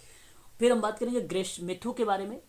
तो ग्रेस मेथू आपका व्यक्तिक कार्य में आएंगे, और मैरी रिचमंड के साथ साथ मैं नीचे इनकी भी परिभाषा वहाँ पर मेंशन करूँगा, है मेंशन, ऐसी बात नहीं है। और फिर एम एस गोरे के बारे में अगर मैं बात करूँ आप लोगों से, तो Sadashiv some aspect and social development, ये किताब है उन्हीं की। तो मैं आपसे कहूँगा कि सम एक्सपेक्ट ऑफ सोशल डेवलपमेंट जब 1973 सोचते हो तो दिमाग में तुरंत आना चाहिए सोशल डेवलपमेंट की जो प्रक्रिया है ये उन्हीं की ही है। तो लगा दीजिए सदाशिव को। और एम एस राव के बारे में अगर हम बात करें आप लोगों से, तो ये सामाजिक आंदोलन में आएंगे राव महोदय। ठीक है, तो ऑप्शन मुझे बता दीजिए एक बार कौन सा सही गया है। बी, ठीक है, बी करेक्ट। चलिए जानते हैं आपके विचार, बताइए। गार्टन अल्पोर्ट के बारे में तो नाम सुना ही होगा भाई, पर्सनालिटी आने वाली है, कल की क्लास लेता हूँ आप लोगों की, तो पर्सनालिटी के बारे में चर्चा करूँगा, वहाँ पे बताऊँगा। नोबेल पुरस्कार से नवाजे गए हैं गार्टन बिलार्ड अल्पोर्ट, सबसे पहले हैं व्यक्ति हैं ये जो व्यक्तित्व के बारे में बताने वाले थे। और उस समय इन्होंने 3 स्तर बताए थे, और वो 3 स्तर के नाम आप ध्यान रखिएगा। दुर्लभ, अच्छा यहाँ पे दिया है कार्डिनल स्ट्रेस, दुर्लभ लेकिन दृढ़ता से व्यवहार निर्धारित होता है कार्डिनल स्ट्रेस में। सेंट्रल स्ट्रेस सभी लोगों में डिग्री को निर्धारित करता है, ये सामान्य लक्षण दर्शाता है सेंट्रल स्ट्रेस, सेंट्रल ट्रेट्स। और एक आपका था द्वितीय ट्रेट्स जो माध्यमिक विशेषता को बताता है, यह सब कुछ निश्चित परिस्थितियों में देखा जाता है। तो ये अल्पोर्ट का ही मानव गुणों का क्लासिफिकेशन है, बहुत फेमस रहा है, और ये पहले व्यक्ति हैं, ये पहले व्यक्ति हैं अल्पोर्ट महोदय। तो इसलिए आप इसको ध्यान रखिएगा, ये दोनों स्टेटमेंट सही है। और आप मुझे ज़रा बताएं यहाँ पे क्या सही जवाब लगाना चाहेंगे आप। नहीं, ये देखो, नोबेल पुरस्कार उनको नहीं मिला है, अल्पोर्ट को नोबेल पुरस्कार कहाँ मिला है, किसी को पता है? ये दोनों, मैं सोचा कि वर्गीकरण के आधार पे इसने दिया, कौन सा वर्गीकरण है, ये नोबेल पुरस्कार दिया है। नोबेल पुरस्कार मिला है क्या? नोबेल पुरस्कार थोड़ी ना मिला है सर, सही बता रहा हूं मैं आप लोगों को, है ना। गार्टन बियार्ड अल्पोर्ट,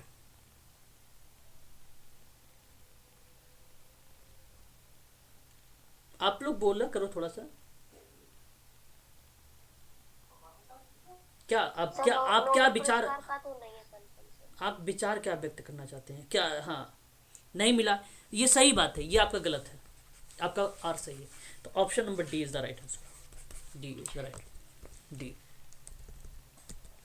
ये देखो मोड है, मोड को रिप्रेजेंट करते हैं जेड से, मीडियन को रिप्रेजेंट करते हैं एम से, मीन को रिप्रेजेंट करते हैं एक्स बार से, है ना। ये जानते हैं, ये केंद्रीय समान, ये जो है केंद्रीय प्रवृत्ति का माप के अंतर्गत 3 ऐसी चीज़ें आती हैं जो हमें पढ़ने को मिलता है। हालांकि मीन स्टैंडर्ड डिवीजन भी देखने को मिलता है, सहसंबंध गुणांक, बहुत सारी चीज़ें स्टैटिक्स में मिलता है हमें, बट केंद्रीय प्रवृत्ति के माप में 3 ये मुख्य बातें हैं। तो इसमें कहा है मोड के बारे में। मोड बेसिकली क्या है, आप जानते होंगे मोड के बारे में, बार हाँ, जो किसी दी गई श्रेणी में किसी संख्याओं का पुनरावृत्ति हो रही हो, रिपीटेशन हो रहा है, वही आता है। तो जरा पहला ऑप्शन देखते हैं पॉइंट, कि श्रेणी में माध्य परिमाप जिसे सभी परिमापों में अपने आकार के अनुसार व्यवस्थित करता है, ये बल्कि माध्यिका है। पहला वाला जो ऑप्शन है ये माध्यिका आपकी कहलाती है, मीडियन कहलाती है। ये परिणाम श्रेणियों का अंकगणितीय औसत है, ये समांतर माध्य कहलाता है, इसको एक्स बार कहते हैं, मीन कहते हैं, इसको एवरेज का भी नाम दे देते हैं, कभी कभी हम लोग औसत भी बोलते हैं, है ना। हाँ, श्रेणी में जो पद, जो मद का मतलब होता है अंक हो सकता है, कोई पद हो सकता है, बार बार आए, सी आएगा। और मध्य का जो वर्गमूल होता है, कौन बताएगा? मध्य का जो वर्गमूल होता है सर वो स्टैंडर्ड डेविएशन। हाँ, मानक विचलन। ठीक है, बहुत बढ़िया, शाबाश। Option number C. जाइगोट, मैंने आपको पढ़ाया है, कोई बच्चा इस सवाल को गलत नहीं करना चाहिए। जाइगोट युग्म की अवधि गर्भाधान से 7 दिन, गर्भाधान से 7 माह, गर्भाधान से 2 सप्ताह, गर्भाधान से 2 माह। 7 दिन। वेरी गुड, बहुत बढ़िया। ये मैं आप लोगों को करवा चुका हूँ जब गर्भाधान के अंदर 3 स्टेजेस आ रहे थे। जब मैंने आपको दूसरी स्टेजेस पढ़ा रहा था उसमें 3 परत थी, उन 3 परतों के बारे में भी बताया था आप लोगों से। आगे बात करेंगे। एक एडिपस ग्रंथि का संबंध होता है। एडिपस ग्रंथि एक कौन सी ग्रंथि है? इलेक्ट्रा ग्रंथि। 2 ग्रंथि हैं, दोनों ग्रंथि पूछी जाती है। और आपको बता दूं, प्रश्न अच्छा बताओ, इसका सही जवाब बताओ, फिर बताता हूं। मैं पढ़ा चुका हूं मैं। लैंगिक। ठीक, ध्यान से सुनो। सिगमंड फ्रायड का बात है। सिगमंड फ्रायड एक किताब लिखा, उसका नाम था द इंटरप्रिटेशन ऑफ ड्रीम्स। उस किताब में इन्होंने बेसिकली मनोविश्लेषणात्मक सिद्धांत दिया। इन्होंने 3 सिद्धांत दिए। 3 सिद्धांत ना कह के 3 स्तर कह लीजिए, जिसमें ईद, ईगो, सुपर ईगो की बात हुई। फिर उसके बाद इनकी 5 अवस्था आई, जिसमें एक अवस्था का नाम दिया मुखा, दूसरा गुदा, तीसरा लैंगिक, चौथा सुषुप्त, 5वां जनिंद्रिया या जननी। ये 5 इन्होंने अवस्था दी, 5 अवस्था। और आपको बता दूं, पुत्र की अपनी माता के प्रति जो कामवासना की जो ग्रंथि है, उस ग्रंथि को एडिपस ग्रंथि की संज्ञा दी गई है। ठीक है। और इलेक्ट्रा एक ग्रंथि, 2 ग्रंथि की बात किया है। एक ग्रंथि है इलेक्ट्रा कॉम्प्लेक्स, जो पिता और पुत्री के बीच यौनाकर्षण के संबंधित को रिप्रेजेंट करता है, वो इलेक्ट्रा ओडिपस। इलेक्ट्रा ओडिपस लैंगिक अंगों को स्पर्श, लैंगिक अवस्था को रिप्रेजेंट करता है, जिसकी आयु 4 से 5 वर्ष बताई गई है। लेकिन यूनानी बुकों में अगर हम बात करते हैं तो वहाँ पर एक स्टोरी के रूप में हमें देखने को मिलती है, किताबों में है भी, पढ़ने को मिलता भी है, कि पुत्र अपनी माता के प्रति, ठीक है, आकर्षण या कामवासना की ग्रंथि जो एडिपस ग्रंथि थी, उसकी वजह से अपने पिता की हत्या कर देता है, उस किताब में मिलता है। और इलेक्ट्रा ग्रंथि, इलेक्ट्रा कॉम्प्लेक्स की वजह से जो पिता और पुत्री के बीच में जो यौनाकर्षण से संबंधित था, उसमें अपनी जो पुत्री जो है अपनी माता की हत्या कर देती है, देखने को मिलता है। बट एज को ध्यान रखिए, 4 से 5 एज लैंगिक स्टेज अवस्था। इसी भी ग्रंथि में मिलता है, एक एडिपस ग्रंथि और एक इलेक्ट्रा ग्रंथि। ठीक है। अंगूठा चूसना मुख कामा अवस्था को बताता है। मलमूत्र स्पर्श गुदावस्था, कामावस्था को बताता है। तिरोहित कामावस्था, ये जो कामावस्था है, ये बेसिकली लैंगिक भावनाओं पर नियंत्रण की बात करता है, तिरोहित कामावस्था को। ठीक है। लड़कों में ओडिपस, लड़कियों में इलेक्ट्रा ग्रंथि होती है। ठीक है, याद रखिएगा। प्रेम, स्नेह, काम, प्रगति को ही हम लोग लिबिडो कहते हैं, एक शब्द ये भी ध्यान रखिएगा, लिबिडो बोलते हैं। तो ये फ्रायड बहुत इंपॉर्टेंट है, चाहे एम्स का पेपर हो चाहे यूजीसी का पेपर हो, दोनों में आता है। नेक्स्ट बात करेंगे क्वेश्चन नंबर 31। प्रतिलोम डैश है, क्या हो सकता है प्रतिलोम? बहुत ही फेमस सवाल। यहाँ पे छोटी जात का व्यक्ति अपने बड़ी बात है। मैं आप लोगों से कल इसी पर बात करूँगा, कल अच्छे टॉपिक और भी टॉपिक पर हम चर्चा करेंगे। तो ध्यान रखिएगा, ये सारी चीज़ें बताऊँगा। जब छोटी जाति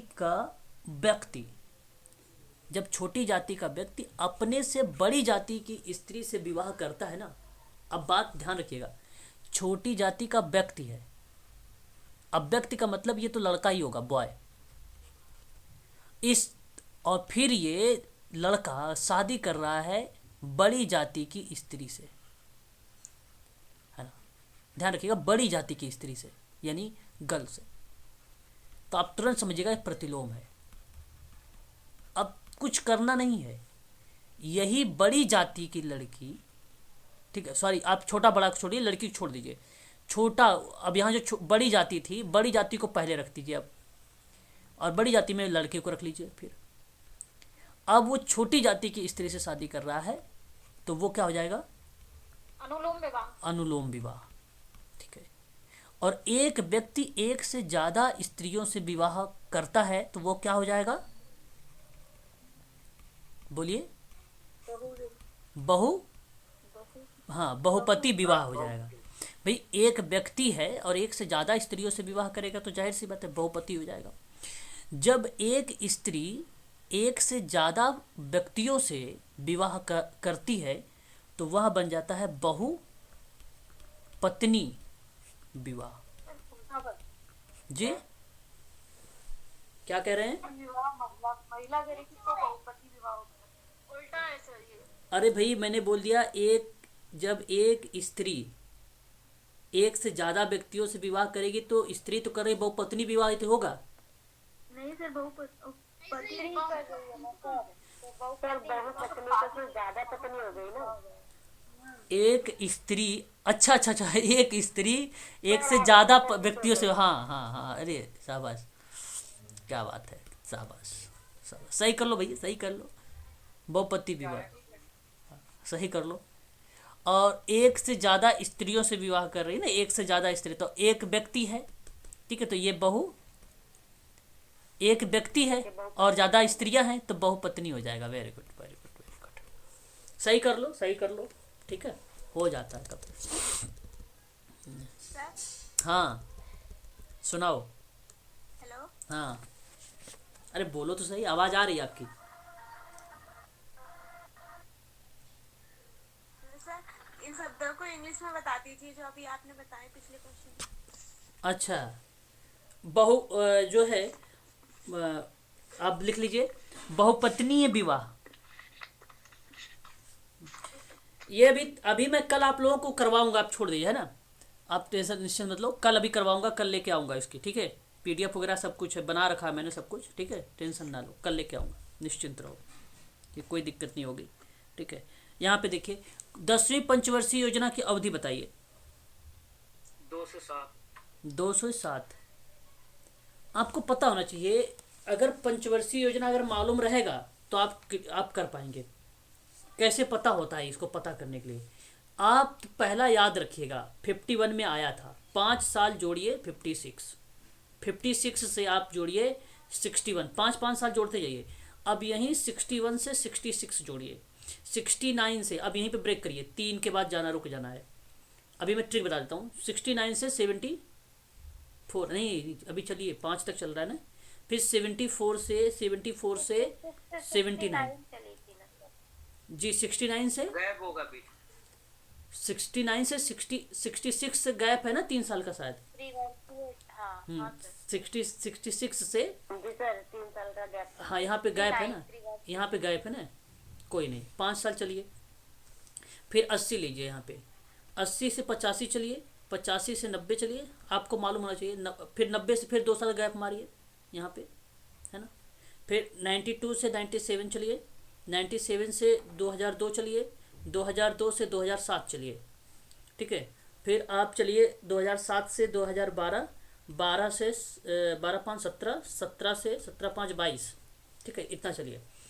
देखिए 3, ये ट्रिक है, 3 के बाद 74 आ गया, 79, 74 से 70, 74 से 78 होगा ना ये, 78, 2 के बाद फिर आइए, फिर 2 साल गैप मारिए, 2, फिर 2 के बाद गैप हुआ, फिर 80 में आइए, 80 से 85, फिर उसके बाद 2 साल चलिए, गैप आइए। देखिए 322 याद रखिए बस, यानी 3 साल आपको कंटिन्यूअस चलना है, फिर 3 साल के बाद आपको 3 साल का गैप मार देना है। 3 साल गैप देखिए, 66 से 69, ठीक है, ये 3 साल का पहला गैप हो गया, ठीक है। दूसरे गैप में आइए, फिर आगे बढ़ना है, फिर आप 2 बार चलना है, 5 साल, फिर 2 साल का गैप मारिएगा। देखिए 78 से 80, यानी 78 से 80 तक जाइएगा, फिर 2 बार चलिएगा 5 साल, फिर 2 बार आप 5 साल चलिएगा, फिर आप 2 साल का ही गैप मारिएगा, 90 से 92, 90 से 92, ठीक है, 90 से 92 तक, समझ में आया बात कि नहीं? बस ये पक्का बता रहा हूँ, पूरी अवधि आपको याद है, फिर कोई दिक्कत ही नहीं है। बस यही केवल दिक्कत करता है कि गैप बीच में कहाँ आता है। अगर ये पता तो आप आसानी से कर लोगे। क्लियर है ना? आपने सही बताया सर, 2007 2002 से लेकर 2007, ऑप्शन नंबर सही आपका बी वाला। ठीक है, ये आप ध्यान रखिएगा। आगे बढ़िए, क्वेश्चन नंबर नेक्स्ट देखिए 33 यानी 33। निम्नलिखित में से कौन सी संस्कृति की विशेषता नहीं है? देखिए, संस्कृति की विशेषता आपको पता होना चाहिए, है ना? संस्कृति एक सामाजिक है, संस्कृति अनुकूल है, संस्कृति जन्मजात होती। देखिए, ये विशेषता नहीं है ना। देखो, सामाजिक है, अनुकूल है, संस्कृति जटिल समग्र है, जन्मजात भी संस्कृति होती है क्या कहीं? पता है आप लोगों को? नहीं सर। सर होती तो है, ट्रांसफर होती रहती है, ट्रांसफर होती है ना। तब ट्रांसफर होती है ना, तो जन्मजात थोड़ी है। तो वो जन्मजात नहीं होगी सर। जन्मजात नहीं सर, जन्मजात नहीं होती है संस्कृति। संस्कृति टाइलर की पुस्तक में अगर हम बात करें तो संस्कृति एक जटिल समग्र है, ये टाइलर ने बोला है। इसका नाम लिख लीजिए, नाम सुना भी होगा, प्रिमिटिव कल्चर जो है, कल्चर, प्रिमिटिव कल्चर, टाइलर की किताब में है, टाइलर की पुस्तक में। ठीक है, ये बात है। ठीक है, तो देखो, संस्कृति समूह का आदर्श होती है, संस्कृति सीखा हुआ व्यवहार होता है, संस्कृति सामाजिक होती है, संस्कृति हस्तांतरित होती है। ठीक है, ये सही बात है। संस्कृति मनुष्य द्वारा निर्मित होती है, संस्कृति मानव आवश्यकताओं की पूर्ति करती है, प्रत्येक समाज की अपनी विशिष्ट संस्कृति होती है, और संस्कृति में अनुकूल गुण भी होता है, संस्कृति में, है ना? और संस्कृति एक अधिवैक्तिक भी होती है, अधिवैक्तिक भी होती है, याद रखिएगा। अधिवैक्तिक एक ऐसा शब्द है, पेपर में पूछ लेता कभी कभी, अधिवैक्तिक होती है। संस्कृति में संतुलन और संगठन होता है ना? संस्कृति जो है अधिसावयावी भी होती है, अधिसावयावी तो आपको मालूम है, दुर्खिम वगैरह के नाम ने पढ़ाया भी है, अगस्त कामटे वगैरह का भी नाम। लेकिन संस्कृति जन्मजात नहीं होती। ऑप्शन नंबर सी सही है, ये आपका सही है, विशेषता नहीं है ये सी। क्वेश्चन नंबर 34 देखते हैं आपके कितने तर्क अच्छे से कर पाते हैं। गांधी जी ने ग्रामीण गरीब जन के उत्थान के लिए रचनात्मक कार्यक्रम किया है कि नहीं? जी सर। किया है। ठीक है भाई, अगर ये बात कह रहे हैं तो ठीक है, ओके, मैं करता हूँ। भारत में राजनीतिक स्वतंत्रता दिलाने हेतु क्या काम भारत में राजनीतिक स्वतंत्रता दिलाने के लिए कराया था? गरीबी उत्थान के लिए रचनात्मक कार्यक्रम। फिर किस लिए? उत्थान के लिए। किस चीज का उत्थान? सामाजिक उत्थान। समाज में राजनीतिक स्वतंत्रता दिलाने के लिए नहीं। कितने लोग सहमत हैं राजनीतिक स्वतंत्रता दिलाने के लिए भारत में गांधी जी ने कार्यक्रम नहीं किए हैं? कार्यक्रम नहीं किए हैं,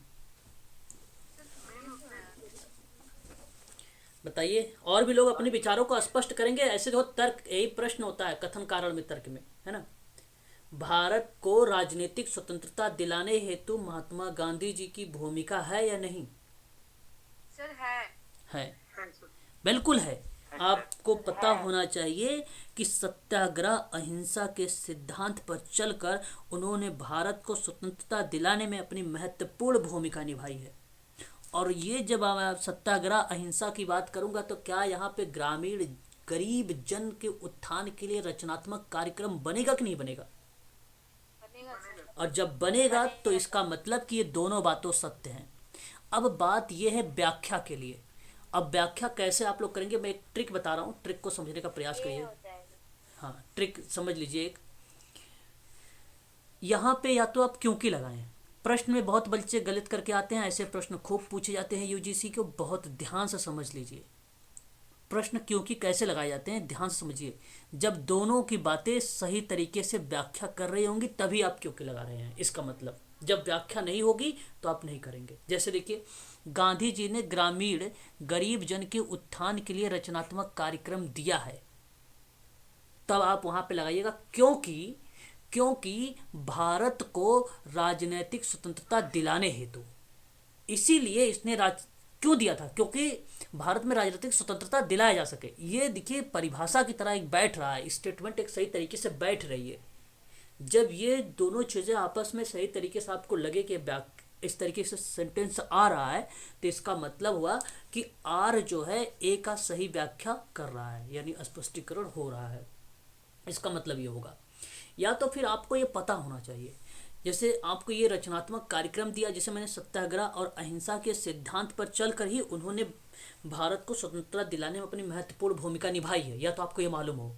सत्याग्रह और अहिंसा जैसे बहुत सारे कार्यक्रम है, अगर ये आपको पता है तब आप कह सकते हो कि भाई यहाँ पर व्याख्या हो रहा है। आप ये प्रश्न दो तरीके से लगा सकते हैं आप यहाँ पर, या तो क्योंकि लगाइए, या तो आप थोड़ी सी उसके बारे में जानकारी रखिए क्या रीज़न था।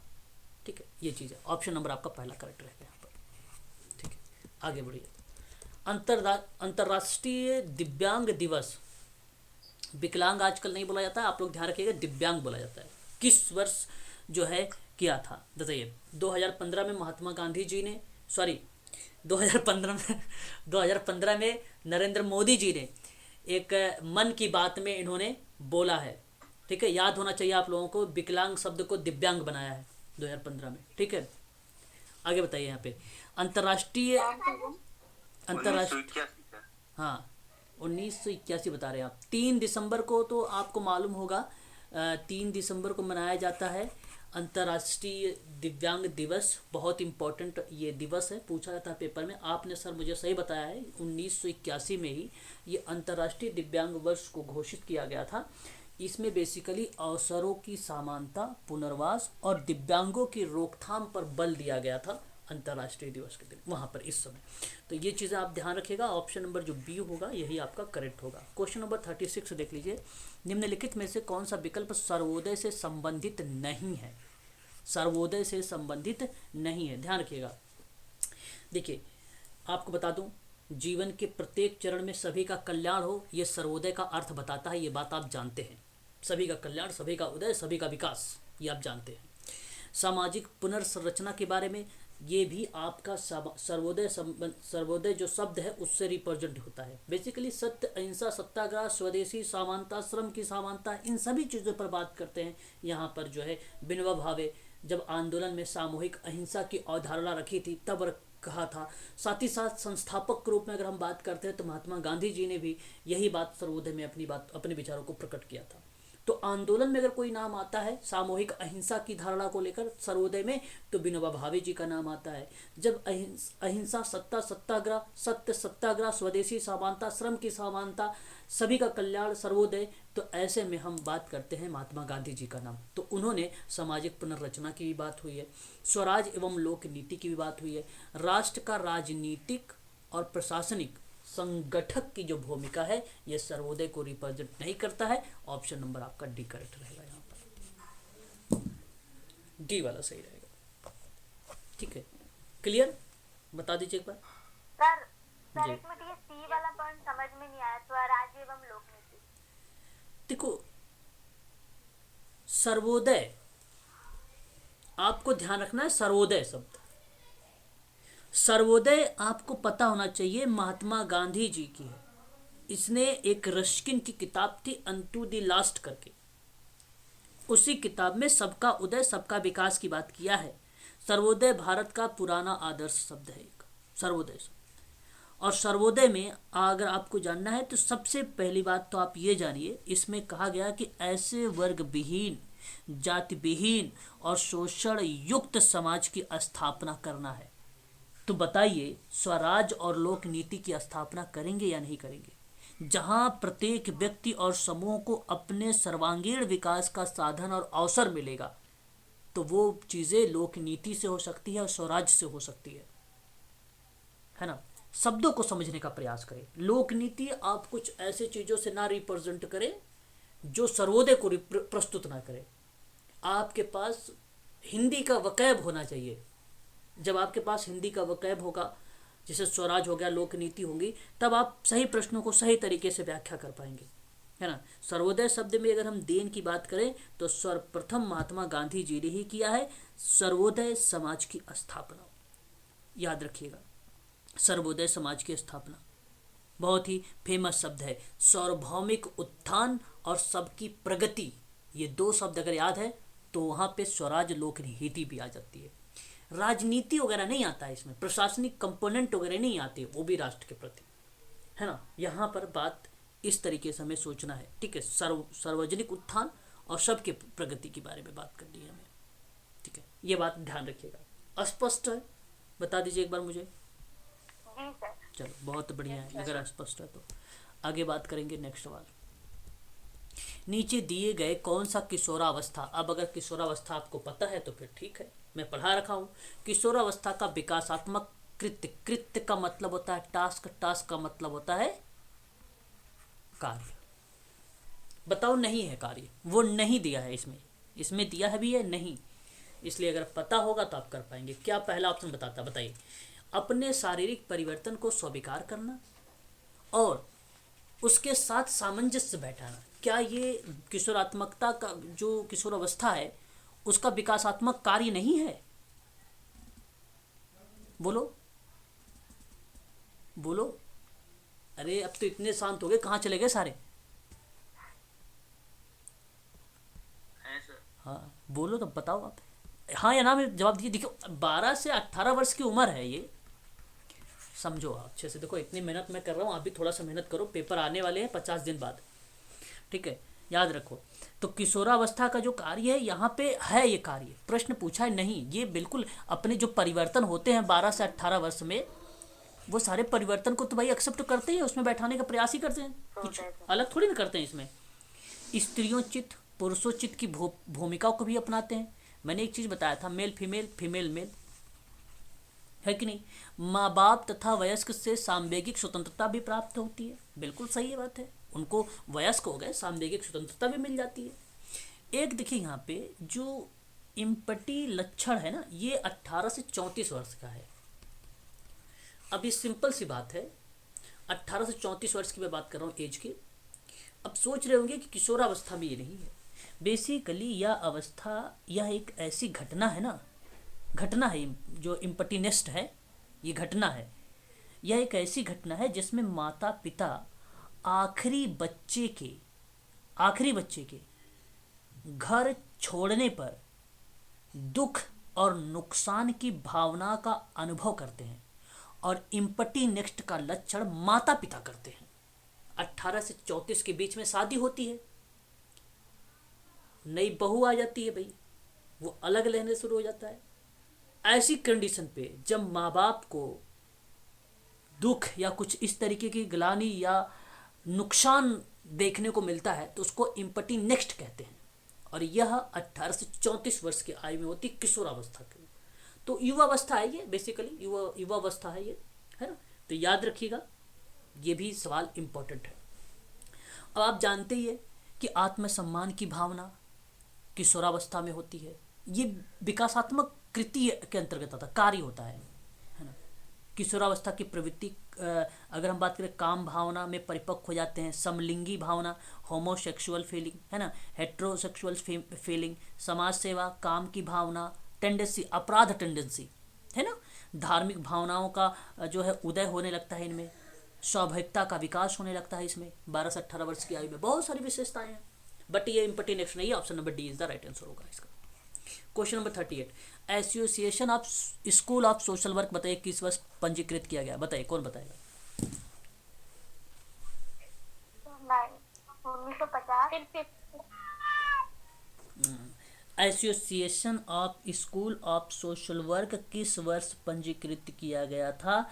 तो 1961 में किया गया था। भारतीय सम्मेलन की वार्षिक बैठक में ये चीज़ें हुई थी। तो मैं आप सबसे कहूँगा 1961 आपका करेक्ट रहेगा। और आपने नाम जो सुना है ना यहाँ पे, जो एसोसिएशन और school of social of school हो गया ऑफ सोशल, फिर उसके बाद वर्क, ये आपने नाम सुना होगा, ASSWI, आई भी जोड़ दीजिए ना, इंडिया कर दीजिए। तो ये जो है ये पेरिस में इसकी स्थापना हुई है 1928, सॉरी इंडिया है ये, इंडिया में तो भी 61 होगा ना, 1961। पेरिस में 1928, पेरिस की बात करेंगे तो 1928, और ये 1928 होगा, इंटरनेशनल होगा association school of social work, ये होगा IASSW, ये होगा, तो ये इंटरनेशनल बन जाएगा, है ना।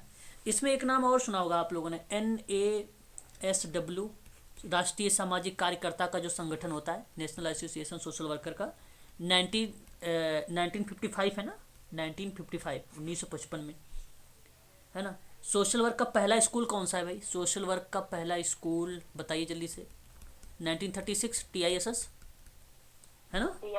हाँ, और याद रखिएगा एक Karnataka association of professional school social workers है, कर्नाटका वाला, वो भी 1978 का है, 1978 का है ना। तो ये भी ध्यान रखिएगा आप सभी लोग। तो यहाँ पे सही जवाब 1961 लगाइए, 1961, 1961, 1961 इज द राइट आंसर, आपका करेक्ट माना जाए। भारतीय सम्मेलन की बैठक 1961 में हुई थी, उसी समय ये पंजीकृत किया गया था। ऑप्शन नंबर ए करेक्ट है, 1961। नीचे दिए गए विकल्पों में एक समाज विज्ञान परिणात्मक, देखो परिमाणात्मक, परिमाण जो है ये बेसिकली क्वांटिटेटिव स्टडी है। यहाँ पे आप ध्यान रखिएगा एक शब्द है ना, क्वांटिटेटिव है ये, ठीक है। शोध में अधिकतम रूप से मिलता है, उससे लिखते हैं, बताइए क्या। अब देखिए ये क्या, ऐतिहासिक होगा, सांख्यिकी होगा, केस स्टडी होगा कि समूह हस्तक्षेप होगा? हिस्टोरिकल बोलेंगे इसको, इसको स्टैटिकल बोलेंगे, स्टैटिक्स बोलेंगे, इसको केस स्टडी बोलेंगे, इसको क्या बोलेंगे? ग्रुप इंटरवेंशन कहेंगे। बोलो, देखो समझो, ये जो आपका हिस्टोरिकल है ना, ये बेसिकली आपको तो नाम से पता है इतिहास पर आधारित होता है। प्रश्न में पूछा था क्वांटिटेटिव वाला, तो एक ही तो ऑप्शन है आपका क्वांटिटेटिव वाला, यही तो है बी वाला, स्टैटिक वाला, है ना। केस स्टडी में अगर हम बात करते हैं, दोनों देखो, यहाँ पे सांख्यिकी में क्या आता है, गणितीय सिद्धांतों का उपयोग किया गया है ना। गणितीय सिद्धांत जो है उसका उपयोग किया गया है। सामाजिक घटनाओं की व्यवस्था के रूप में, व्यवस्थित के रूप में इसकी परीक्षण की गई है। तो इसलिए परिमाणात्मक शोध है, अधिकतम रूप से हमें समाज विज्ञान में, सांख्यिकी में ही मिलता है। केस स्टडी वगैरह में कम, हमें तो केस स्टडी में ऐतिहासिक भी मिल सकता है, सांख्यिकी भी मिल सकता है, समूह का भी काम हो सकता है, जब पड़ोस वगैरह का डिटेल निकालते हैं तो वो भी तो मिल सकता है। तो यहाँ पे सही जवाब आपका ऑप्शन नंबर बी वाला सही रहेगा, है ना, समझे रखिएगा आप सभी लोग। देखिए बताइए जरा मुझे 40 वाला, शताब्दी के अंत में, शताब्दी के अंत में, अब प्रश्न समझो एक प्रकार से अधूरा है। 19वीं शताब्दी पूछ रहा है कि 18वीं की, 20वीं की, 31st की, 21वीं, लेकिन समझने का प्रयास करिएगा। शताब्दी के अंत तक भारत की जनसंख्या 1 अरब संख्या पार कर ली है। देखो क्या कहना, समझोगे हाँ या ना? भारत ने, अगर हम बात करें 2022 में, सॉरी 2023 में, जो मार्च में पेपर आने वाला है, सपोज उसके आधार पे बात करते हैं, तो ये कहेगा भाई 21वीं शताब्दी में। अब 21वीं शताब्दी में अगर हम बात करें, ये पेपर 2005 का है, तो बेसिकली यहाँ पे वर्ष 2000 में, मैं एक चीज़ बता दूँ, भारत ने 2000 में, ध्यान से सुनिएगा, 2000 की बात मैं कर रहा हूँ और पेपर 2005 का है, 2000 में 1 बिलियन का आंकड़ा पार कर लिया था। तो क्या 1 अरब संख्या पार कर ली थी? हाँ या ना में जवाब दीजिए।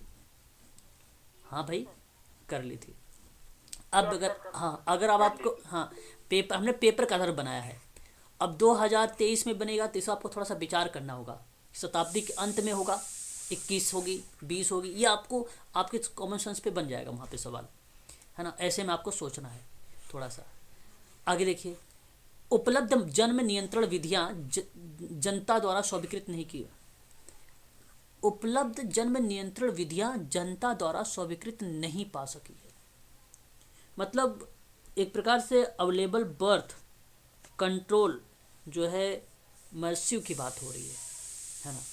तो उपलब्ध जन्म नियंत्रण विधियाँ जनता द्वारा स्वीकृत नहीं पा सकी है। देखो ये भी तो सही है आपका, है ना। यहाँ आप समझ रहे हैं उपलब्ध जन्म, मैं एक बार इंग्लिश भी दिखा देता हूँ ताकि आप समझ लें और अच्छे से। यहाँ देखिए प्रश्न, दोनों प्रश्नों के बारे में आप समझ सकते हैं। मेजर किया गया भाई, this the available birth control measure किया गया have not been accepted by the people, ठीक है।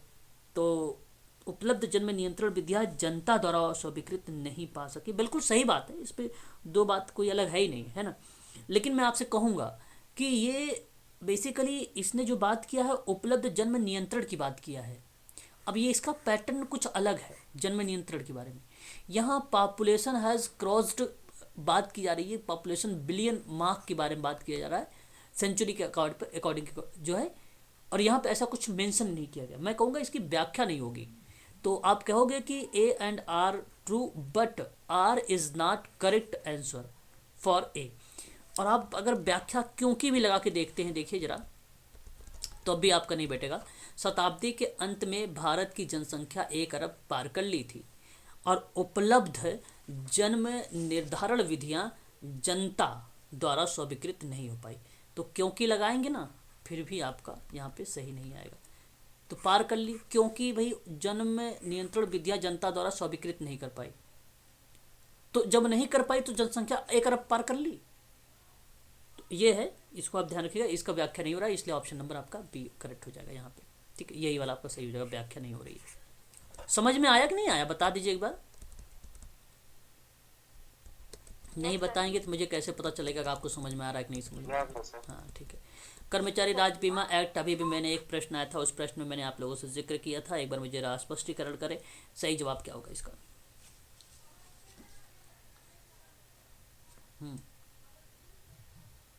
कौन सा है प्रश्न? अभी वो प्रश्न खत्म हो गया क्या? उसमें अभी एक प्रश्न था ना, आई थिंक। हाँ सर शायद छूट गया। मतलब देख लो, आप लोग बताओगे नहीं तो मैं कैसे बताऊंगा। दहेज विरोधी कानून किस साल बना था भाई? दहेज विरोधी का बस। सर हाँ, अब बोलोगे तो दहेज को लेकर 2 धाराएं हैं, याद रख लीजिएगा। 498A, 498 है, 498, हाँ 498A है एक, और एक 406 है ना, 304 भी आता है, 304 भी आता है। तो ये धाराएं अगर आप ध्यान रखिएगा। आगे बढ़िए, क्वेश्चन नंबर नेक्स्ट देखिए। कर्मचारी राज्य बीमा एक एक्ट है भाई, ये आपको मालूम होना चाहिए, बताइए जल्दी से। 1948, हाँ 1860 बताइए। अच्छा फिर क्या है ये? सोसाइटी एक्ट है, और क्या है? मन नहीं लग रहा ना आप लोगों का? चलो जल्दी, 7 क्वेश्चन और रह गए हैं। निम्नलिखित में से कौन सा विकल्प कम्युनिटी चेस्ट को दर्शाता है? कम्युनिटी चेस्ट सन 1913 में आया था, ठीक है, और ये आया था जो है क्लीवलैंड का नाम आता है, क्लीवलैंड का नाम आता है, उनका नाम आता है क्लीवलैंड का। और ये कम्युनिटी चेस्ट इन्होंने दिया था सन 1913 में। और कम्युनिटी चेस्ट जो है सोशल वेलफेयर के लिए था, समुदाय जो था व्यक्तिगत मांगों पर आधारित था। ये बहुत इंपॉर्टेंट प्रश्न है आप लोगों के लिए। व्यक्तिगत सदस्यों से जो सदस्यता होती है वंचित एक सामान्य विधि के रूप में था। प्रत्यक्ष रूप से सामाजिक समर्थन की सेवाएं प्रोवाइड कराता है ये, है ना। तो अनेक संस्थाओं का धन वितरण में अगर किसी का भूमिका है, दर्शाता है, तो बेसिकली कम्युनिटी चेस्ट दर्शाती है। इसलिए option number B is the right answer. National Human Right Commission की स्थापना तो आपको मालूम होगा, NHRC 12 अक्टूबर बोलो 1993। बोलते तो रहिए कुछ ना कुछ, एकदम मौन हो गए हो आप लोग। एरिक्सन के सिद्धांत बताइए जरा मुझे। 8 सिद्धांत है। युवा वयस्कता अवधि में निम्नलिखित में से कौन सा संकटी स्थिति होती है? संकट की स्थिति कौन सी होगी भाई? घनिष्ठता एवं विलगन वाला होता है, और कौन सा होता है? ये वाला होता है ना। 8 अवस्थाएं होती हैं, आपको मालूम होना चाहिए। एक शैशवावस्था, एक अर्ली चाइल्डहुड, और एक प्री स्कूल एज, है ना। ये मैंने बताया रखा है आपको। एडोलसेंस होता है, यंग एडल्ट होता है, मिडिल एडल्ट होता है ना, मैच्योरिटी होती है लास्ट में, है ना सबसे, ठीक है। तो अच्छा, ये जो घनिष्ठता वाला होता है वो 19 से लेकर 40 के बीच में होता है। परिश्रम और हीनता की बात करते हैं तो 6 से लेकर 11 होता है। एक एकात्मकता वर्सेस भूमिका भ्रांति की बात अगर हम लोग करते हैं तो 12 से 18 वर्ष में आता है। उत्पादकता वर्सेस गतिहीनता की बात आ गई तो 40 से 65 हो जाता है। 8 अवस्था दिया है एरिक्सन ने। यंग एडल्टहुड की बात अगर हम करें, जहाँ पे चाइल्डहुड एंड सोसाइटी करके एक किताब लिखा था 1963 में, उसी समय इन्होंने 8 अवस्था दिया था, याद रखिएगा। आगे बढ़िए, नीचे दिए गए विकल्पों की जो है एक्टिविया हिल का नाम आता है, सैमुअल बर्नेट का नाम आइए बताइए किससे संबंधित हैं ये लोग? दान संस्थाएं आई थी जो, नहीं चैरिटी ऑर्गेनाइजेशन सोसाइटी वाली, उसके स्थापना में अगर किसी की भूमिका है 1869 में तो वो सैमुअल की नाम भी आता है, एक्टिविया हिल का भी नाम आता है। मैंने आपको कई बार बता चुका हूँ इसके बारे में, है ना, ठीक है। और बेवरिज रिपोर्ट की प्रतिवेदन में 1942 में प्रकाशित हुई थी। ये बेवरिज रिपोर्ट मतलब लॉर्ड बेवरिज के द्वारा ही दिया गया था। और चिल्ड्रन एंड सोसाइटी की अगर हम बात करते हैं तो यह एक ऐसी पत्रिका के रूप में प्रकाशित हुई थी जो ब्लैकवेल ने दिया था सन 1987 में। चिल्ड्रन एंड सोसाइटी किसने दिया था? ये ब्लैकवेल ने दिया था, ठीक है, याद रखिएगा। पुअर लॉ रिपोर्ट की अगर हम लोग बात करते हैं तो पुअर लॉ तो एक कमिश्नर्स रिपोर्ट है जो एलिजाबेथन करीबन कानून जो आया था 1601 वाला, उससे रिलेटेड था ये, है ना, पुअर लॉ वाला 1601 से रिलेटेड था ये। ठीक है ना, इसको आप ध्यान रखिएगा। ठीक, आगे बढ़िए। लास्ट को बस 3-4 और प्रश्न है। राज्य के नीति निर्देशक सिद्धांत में से एक के अनुसार राज्य ग्राम पंचायत को सुसंगठित करने के लिए प्रयास करें, ऐसे अधिकार और प्राधिकार से युक्त करें जिसके लिए स्वशासन एकक के रूप में कार्य कर सके। बताइए वो अनुच्छेद कौन सा? देखो, ग्राम राज्य याद रखें, सबसे बढ़िया अनुच्छेद यहाँ पे सही होगा बी वाला 40। केवल पंचायत ध्यान रखो बस। इसमें ग्राम पंचायतों के संगठनों से प्रयास की बात किया गया था, और इतना लंबा चौड़ा लिख के आया है, बच्चे बड़े कंफ्यूज हो जाते हैं। ऐसे कुछ नहीं, केवल सारी बातें मिला जुला के आपका बी था, जहां ग्राम पंचायतों के संगठन से रिलेटेड था। अनुच्छेद अगर 31 की बात करूँ तो मैं निरसन हो गया है, ये बात आप जानते हैं। संपत्ति के अनिवार्य अर्जन था। 44वां संविधान संशोधन 1978 में हुआ, 78 में संशोधन हुआ धारा 6 के द्वारा, है ना। तो 20/6/1979 से इसको क्या कर दिया गया, 1979 से निरस्त कर दिया गया। तो संपत्ति के अनिवार्य अर्जन से रिलेटेड था ये। अनुच्छेद 39 वेरी वेरी मोस्ट इंपॉर्टेंट, ये प्रश्न पूछा जाता है। 39 और 39 का ये पेपर में आता है। 39 का जो का है ये बेसिकली आपको बताता है समान न्याय और निशुल्क विधिक सहायता के लिए, का वाला। और जो 39 है आपको ये बताता है राज्य द्वारा अनुसरणीय कुछ नीति के तत्वों के बारे में चर्चा करता है। अनुच्छेद 36 की बात अगर हम करें तो यहाँ पे परिभाषा है राज्यों की, या भली भांति तरीके से जानते हैं, परिभाषा के बारे में जिक्र किया है, डीपीएसपी के रिलेट में है। निम्नलिखित में से कौन सा सामाजिक व्यक्तिक सेवा कार्य का भाग नहीं है? सामाजिक व्यक्तिक सेवा कार्य का भाग नहीं है, ये बात आपको पता होना चाहिए। एक तो ट्रीटमेंट हो जाएगा, एक तो आपका वहीं पे असेसमेंट भी हो जाएगा जिसको निर्धारण बोलते हैं, और एक आपका मूल्यांकन हो जाएगा। जो आपका कंटेंट एनालिसिस है, जिसको आप लोग कंटेंट एनालिसिस को अंश विश्लेषण बोलते हो, यही नहीं है। तो मैं आपको एक नाम बताता हूँ, वह नाम आप जानना चाहिए आप लोगों को। फरलोरी 1936 में इन्होंने अध्ययन, मूल्यांकन, निदान, लक्ष्य का निर्माण, उपचार, हस्तक्षेप भी वही चीज़ कहलाती है, फिर मूल्यांकन, समाप्ति, विघटन, एक सतत प्रक्रिया के रूप में अगर कोई निभाया ये सारा चीज़ें तो फर्म लोरी का नाम आता है। फर्न लोरी का नाम आता है 1936 में। बाकी आपको तो मालूम होगा, जब हम पढ़ते हैं अध्ययन निदान उपचार, अध्ययन निदान उपचार, ये चीज़ें जो आती हैं वो मैरी रिचमंड के रूप में आती है। ठीक है, ये बातें आपको पता होना चाहिए। निम्नलिखित में से प्राथमिक समूह नहीं है, प्राथमिक समूह नहीं है। देखिए, प्राथमिक समूह नहीं, एग्जाम्पल, ये बहुत ही अच्छा सवाल है। सन आपको बता दूं 1909 में सोशल ऑर्गेनाइजेशन एक किताब आई थी जिसमें प्राथमिक समूह और द्वितीयक समूह के बारे में जिक्र किया था चार्ल्स हटन कुले ने। आपको मालूम होना चाहिए कि द्वितीयक समूह वे समूह होते हैं जिनमें सदस्यों के बीच में अंतःक्रियाएं होती हैं, अवैयक्तिक होती हैं, साझे हित पर आधारित होती हैं, तो उनकी सदस्यों में संख्या अपेक्षाकृत अधिक होती है, ये द्वितीयक समूह होता है।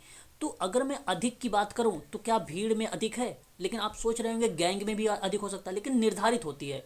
तो अधिक जहाँ पे आ रहा है, जहाँ पे देखिए प्राथमिक समूह नहीं है, तो मैं कहूँगा अधिक के रूप में भीड़ ही है। गैंग को भी काउंट कर सकते हो, 7 लोग गैंग में थे, परिवार में 5 लोग हैं, समूह साथी में भी आप करेंगे 7 लोग 8 लोगों का समूह बनता है। तो बताइए ऑप्शन नंबर बी आपका सही रहेगा कि ए सही रहेगा? कितने बच्चे सहमत है बताइए? बी। हाँ, तो केवल आपको बस प्रश्नों को समझना है। साथी समूह, अपमान, निंदा, परिवार, पड़ोस, खेल, बचपन, मित्र, पुरस्कार प्राथमिक समूह का उदाहरण माना जाता है, गैंग भी माना जाता है। ठीक है, याद रखिएगा आप सभी लोग, काफ़ी इम्पोर्टेंट सवाल है ये, एग्ज़ाम में पूछा भी जा सकता है आप लोगों से, है ना।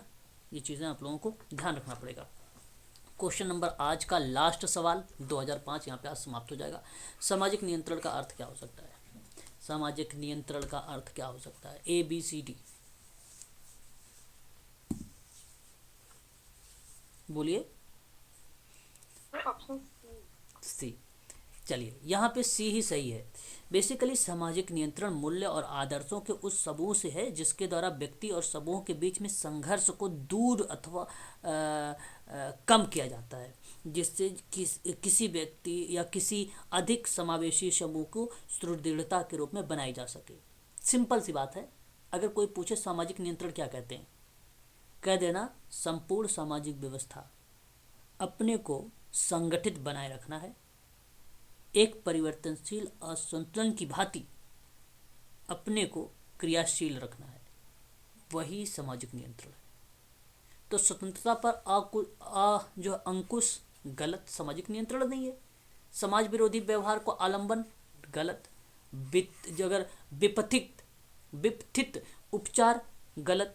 यहाँ पे सामाजिक जो विरचना है उसके अनुरूपता को बढ़ा देना है और विचलन को घटा देना है, वही आपका सामाजिक नियंत्रण है। सामाजिक नियंत्रण की परिभाषा अगर आप लोगों वहाँ से सुने हैं, मैंने भाई हाल ही में करवाया है आप लोगों को पेपर और वो टॉपिक, तो बड़ी अच्छी बात है अगर आप लोगों को समझ में आया है तो। और नहीं आया तो एक बार उसे फिर आप अवश्य देखें, PDF को भी देखें और वीडियो को भी देखें आप सभी लोग। तो ये रहा आज की क्लास। और सर ये कौन से ईयर का पेपर अपन ने सॉल्व ये किया? हम लोगों ने जो पेपर सॉल्व किया है जून 2005 का ये पेपर था हमारे सामने, जून 2005 का पेपर। 2004 का पेपर आपको अभी मैं वैसे प्लेलिस्ट में मिल जाएगा, ठीक है। ये सारी चीज़ें इसको देखे रहिएगा, बहुत इंपॉर्टेंट है। अभी देखिए आप लोग हो गए ढीले, कम से कम 1-1.5 घंटे में आप लोग हो गए सुस्त पूरे के पूरे। पेपर आने वाले हैं, 53 डेज और बचे हुए हैं। आप तो गया 53 में, 52 डेज बचे गए आपके पास, है ना। तो एक्टिव रहिए थोड़ा सा। जब तक एक्टिव नहीं रहेंगे, मन को सक्रिय नहीं करेंगे, मस्तिष्क को सक्रिय नहीं करेंगे, तो पेपर के प्रश्नों को अटेम्प्ट नहीं कर पाएंगे। वहाँ तो 3 घंटे बैठने हैं आपको, आप 1.5 घंटे में ऐसी कंडीशन कर गए तो सोच लो कि 3 घंटे में क्या हाल हो जाएगी आप लोगों की। इसलिए जितनी देर तक क्लास ली जाए अभी से हैबिट बना लो कि हमेशा एक्टिव ही रहो। नहीं तो वहाँ बैठोगे ना 3 घंटे में तो 1 घंटा तो बहुत अच्छे से पेपर करना शुरू कर दोगे, और जब 1 घंटे बीत जाएंगे और उस समय हो जाओगे सुस्त, क्योंकि आए हुए प्रश्न भी फिर गलत करके चले आओगे, ये गारंटी है मेरी। इसलिए हमेशा एक्टिव रहो, 3 ही घंटे जितने घंटे पढ़ो एक्टिव रहो, ठीक है। चलिए आज के लिए बस इतना ही रहेगा, फिर हम लोग कल बात करेंगे।